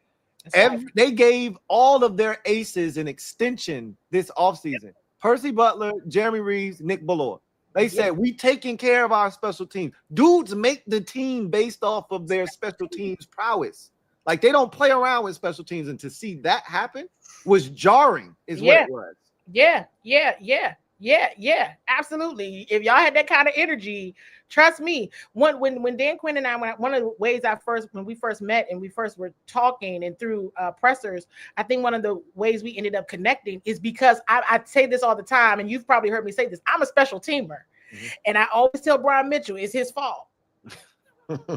He converted you every so often, depending on where we are. And I always do it. Like even this year, right before the training camp, he was like, "You do this every year." Yes, you're gonna hear my rant on why you either ruined me or you made me when it came to special teams, however you want to look at it. But not just from a return perspective in the importance of field position. And it sets the tone for your game. It sets the tone for the defense or the offense, whoever's coming up on the field. It sets the tone. And there's such a critical part of that. You're absolutely correct. Other coaches, they didn't care. I mean, not like Joe Gizman talking about that, but like you called it right. They didn't care. It was just like a part of. They didn't treat it like a unit that mattered in the game. And I would ask a lot of questions about special teams because I saw this staff treating it different. And I wanted to make sure what I was seeing was accurate. And how I knew it was accurate, we could always film special teams before. We can no longer film special teams. Blame me, everybody. It's the reason why the media can't really give you that many updates on special teams, because I started asking too many questions because I was so intrigued by it. Like, oh my gosh, I have not seen that type of care and concern to the unit. And so I'm looking and I'm watching, I'm seeing things. The next thing I knew, they like, oh, you can't shoot this. Y'all got to go over there. It's just special teams. Right. These people, this is a real thing. Cool, bet. And then the penalties, because we didn't get on the penalties. And I know we already been on here for like 3 weeks. We could talk for a long time. Penalties, that was the bane of my existence. Like the first 2 weeks at training camp last year, like, what is this mess? Oh my gosh. And Coach and I started really talking about that. They cleaned it up, but then you saw it on Friday. That was bad. I was like, oh man. And you've been seeing it a bit. We have. And Coach did bring it up. He did bring it up today because he knew I was probably going to tap him on the shoulder like, hey, but I saw some pre-snap penalties and they were calling them on the goal scrimmage game. Call them, make them go back. I saw your tweet about that. Like, don't just throw the flag and keep playing, because that's not what's going to happen on game day. That is an unrealistic expectation. They're not learning that way, in my opinion. Right? But that on Friday was a disaster. That was a debacle. So those two things really, I felt his energy. When I saw him walk into the press conference room, I was like, Oh, he was hot. He was livid. I mean, veins popping out of the neck, all of that. He was hot. And the thing I love about him is he always keep his composure even when he pissed. Like he was hot. Yeah. But he never gets snarky with y'all. He never gets disrespectful. Like, Ron, when he would get mad, he could fly off the handle at any point. You know what I mean? And go crazy. All you had to do was ask the wrong question and he could just fly off the handle, right? And snap off. Yeah. Like DQ just keep cool at all times, even though he pissed off, he still keeps his composure and is, professional with y'all. He was pissed. NFC Championship, I think he was a little bit more heartbroken. I think it was definitely more disappointment. He was more upset. He was a little sad. It was more disappointment. Like, dang, I thought we would play better than this. Yeah, for sure. And I want to say this. I think this is important. Out of all the things we talked about, I still think this is a very important observation. I think the veterans owned a lot of what happened on Friday too. I'm gonna tell you why. Because while we talk about standard, well, where else is the standard going to be learned from? Who else is going to see the standard?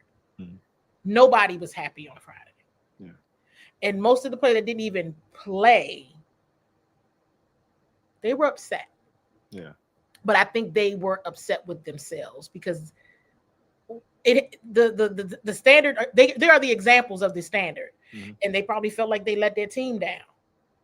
They let these other guys down because where else would they get that from?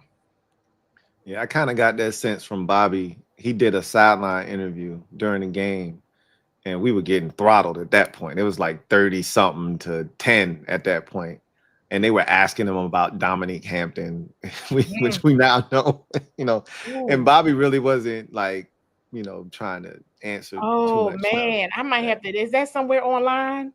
I mean, you just gotta go watch the TV copy of the game. I might. Oh yeah. And Bobby was like, he was not happy about how the game was going. You know, because you know, normally you grab a vet on the sideline, they having fun. Like Jaden was messing with Mikey while he was doing his interview, and you know, they having fun on the sidelines. But by the time they got to Bobby, it was bad.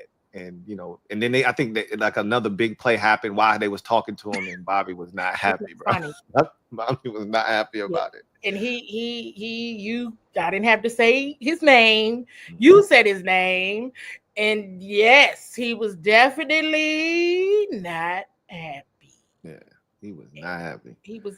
Yeah. So you could tell some of the dudes that it matters to, and you can tell the guys that even though they didn't touch the field, this is not acceptable for who we are and what we want to be. It was a lot of stone faces walking back to that locker room. I mean, like after the game, I told you Trey Amos talked. They talked to Trey Amos. They talked to Bill. They talked to Sam Hartman. It was quiet in there. It felt like one of those locker room, those sterile locker room environment. In there. Huh? It wasn't anybody in there. That's why it was so quiet. They were skedaddling. They was getting up out of there. Well, half the team ain't played. Half the team didn't play, but they was like going to get their stuff and leaving because I think they knew when we get back to Ashburn, this is about to be. We're gonna be outside all day and night after this. It sounded like after the first Cowboys game in the locker room. Yeah, and after the New England game. It was that crowded. Bobby was a little different that day, though. You talking about after the first Cowboys game? Yeah. There were some people in the locker room who was a lot different. Yeah. This was bad on Friday. Yeah. It was some long, sad faces.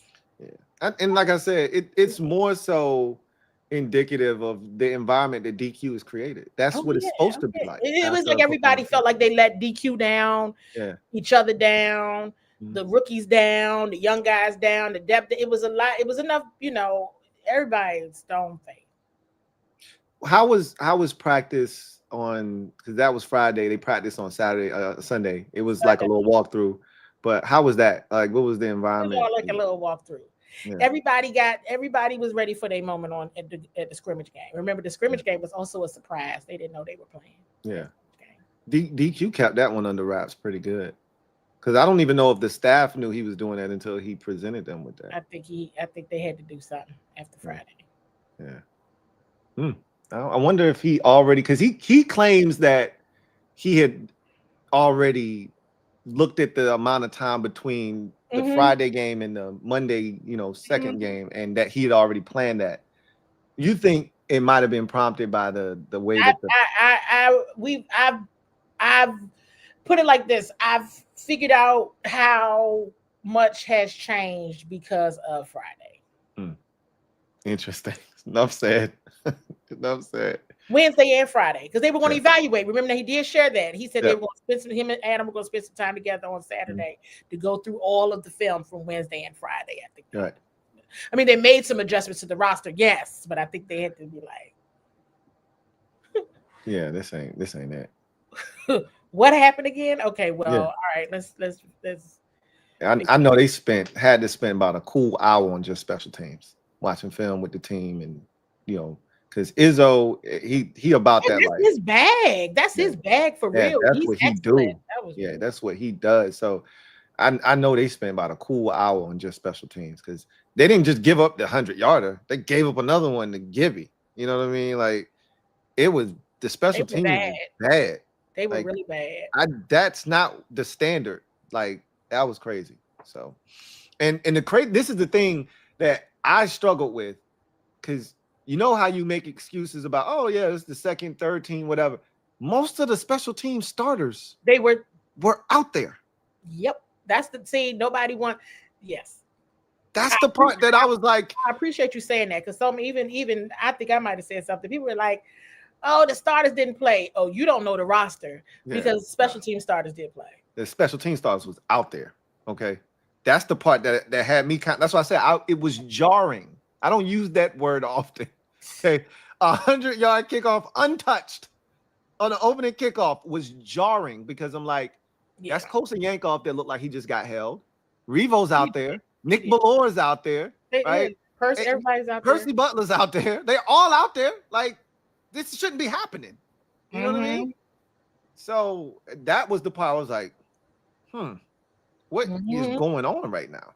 Right. This is crazy. So anyway, oh man, this was great. Look, I'm cracking up. I'm looking at somebody's comment because we live and they like, she is terrible. Bring on Lake. Lake is my big bro. I be on with Lake all the time. What is it? Y'all cut y'all foolishness out, man. Ain't nothing but love. People do be doing clown stuff on these lives. That's why I try not to do it, but it's fine. Look, I don't. You're gonna get one every so often. Oh, of course. Look, I already told you it's the wild, wild west when you jump on one of these lives. It is, and that's what I'm saying. I don't mind. That's why I said we do legendary. We've been on here for over 3 hours. I'm like, listen, and I appreciate somebody saying be respectful. I like it when people say go up against these internet bullies. Yeah. We got time for the internet bullies because I appreciate what Louie is doing to bring you all together. That is amazing and awesome in itself. And I be outside with this team. And if you think I'm terrible, then Quinn doesn't think that. Yeah. And bow. What you doing? Louie doesn't think that. So that's right. I mean, I got to get my petty side out. Look, I told you, I'm the chief executive officer of petty over here. So look, we can be petty together. The TV station doesn't think that. So. That's right. Keep the list going. It's a long list. Keep listing them. Oh, and I'm like, Lake, Donna. I'm like little sister. Yeah. David Harrison, all of the people, we're all on the beat together. Mm-hmm. You know what I mean? Ben Stanek, Nikki Jabala, Adam Kilgore, Chick Hernandez, JP. We all know each other, you guys. We're all in this together in our own media. You know, Linnell is out there too. Chad Ricardo, Scott Abraham, everybody. I'm out there with them. I just found out some names you dropped on me. Lou Holder. How did I forget? Felix Trammell. That's my girl. Shout out to the legendary Miss P for putting me on the Felix Trammell. I just found out about him this summer. Yeah, and he's been out there for a while. He was out there before me. Like real talk, everybody. They were out there before me. You know what I mean? And they helped to embrace me. And so, do we have difference of opinions on things? Of course. Mm-hmm. Do I sometimes have to be light in? Okay, well, he said this, but I don't know. You know what I mean? Like that's not, and that's just how it goes. Because we had a little bit of that much earlier in the stream, but. I mean, we're all out here trying to do our best and do our thing, and it's a grind, and we all love what we do, and we do care. I mean, Grant Paulson is out there sometimes. Rooster is out there sometimes. Pop. Sometimes, all the time. Sometimes, but we're out there, and we have the opportunity, you know. And he's like, I gave my opinion. I'm like, I'm a lot of things, but terrible is not one of the things that I am, sweethearts. You gotta get that. You may not like my approach, but terrible, I've been called a lot of things that was far beyond the truth. Yeah. But I like talking to people on there because that's I'm right. Like, it's real. Right. And right. So and we have to you know, just give you all the facts. I guess we all pissed all off last Wednesday, but we all also was like, you gonna tell him? Who wants to tell him? Yeah. I'm not telling them. I'm not telling them. Oh, but I love it. I love it. People have to be mad at us, everybody. I love it. But I you know, because and we also want to remember that this was also, and be mindful of the fact that this is also a fan base that has been used to negativity and bad play. Yes. And we call it PTSD, post Dan Snyder disorder. Yeah, so yeah. And we still suffer from PTSD around here. And because of the distraction of terror, I just couldn't tell y'all. Yeah. But now we know it's out there. Everybody knows where the metric is, and so now we can openly talk about these things. You know, I think another thing that should just be of note. You all may already know this. You know, we can't tweet about injuries and stuff live now. So that's why some things was mentioned the other day and then they weren't mentioned anymore and stuff like that. So I think it's just important to share that. You share it after practice, not during practice. If somebody gets a little, anything happens like that, you're not supposed to say it. Because even I said something and I had to take it down. So yeah, just stuff like that I think is helpful for people to know or understand. But it's all good. Like I know this for a fact. Whatever y'all talking about, she ain't terrible. She's sweet. It's like candy. And I'm daggone good at what I do. So I don't even, everybody has different styles. Everyone has different styles. Just like candy. Oh, absolutely. Anyway, look, all I gotta do is, since they love Lake, I'm gonna be like, Lake, look at this comment from this anonymous person. Sometimes you can't take people too seriously that don't have real pictures of. Yeah, I love it. Social media is not a real place. I tell people that all the time. So don't get bent out of shape about social media. I don't. You if you do what we do, right? You can't take things personally because you can't. You don't even know who's on the other side of that computer. That's facts. Or that other side of that phone or whatever device they on. You know what I mean? To sit up here to do what we do for the last almost 4 hours now and put ourselves out there takes an extreme amount of confidence. So kudos to you, Louie, because you do this for all the teams. And I know your team is the Commanders, but this is one of the things people don't do what we do, because it's a lot to get on the camera after you've been working all day and all this and that, to share your expertise and share your energy. Not everybody is bold enough to do what we do. So I do want to commend you, because you got a lot of people on here and they listen to you. And so I'm gonna make sure I'm gonna do my part to make sure you all are getting. Now, I couldn't break the news to you last week. That's like telling you that there was no Santa Claus or something like that. I was waiting. I was like, look, just rip the Band-Aid off. I need it. And she was like, I ain't got nothing for you. I wish I had. I ain't got nothing for you, bro. I'm like, I said, I didn't even tell him nothing offline. I was like, I ain't got nothing for you. Nothing to say. She said, I ain't got nothing for you. I was like, come on, Candy. You got something. She's like, what you want me to say? I can lie to you if you want me to lie to you. But I'm like, I don't want you to do that. I just want you to give it to me straight. She was like, I ain't got nothing for you, bro. It was rough. It was rough out there. That's all I can tell you. That's what it was. So I appreciate you. Anyway, we gonna get out of here, man. We can't thank you guys enough. And Candy will be back. This is not the last I'm coming back. You will see her here on the Louie T Network. So you guys enjoyed this thoroughly. Clearly you did, because you guys were here for over 3 hours. So we can't thank you enough for the support.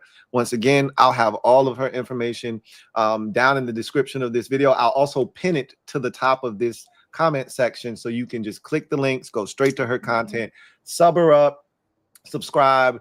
You can follow her on X. You can follow her on IG, wherever content is being put out. She does a tremendous job for Bowie TV covering the Commanders. And again, if you're not following her, you're doing yourself a disservice. For my girl Candy, myself, Training Camp Confidential, we are out. Peace.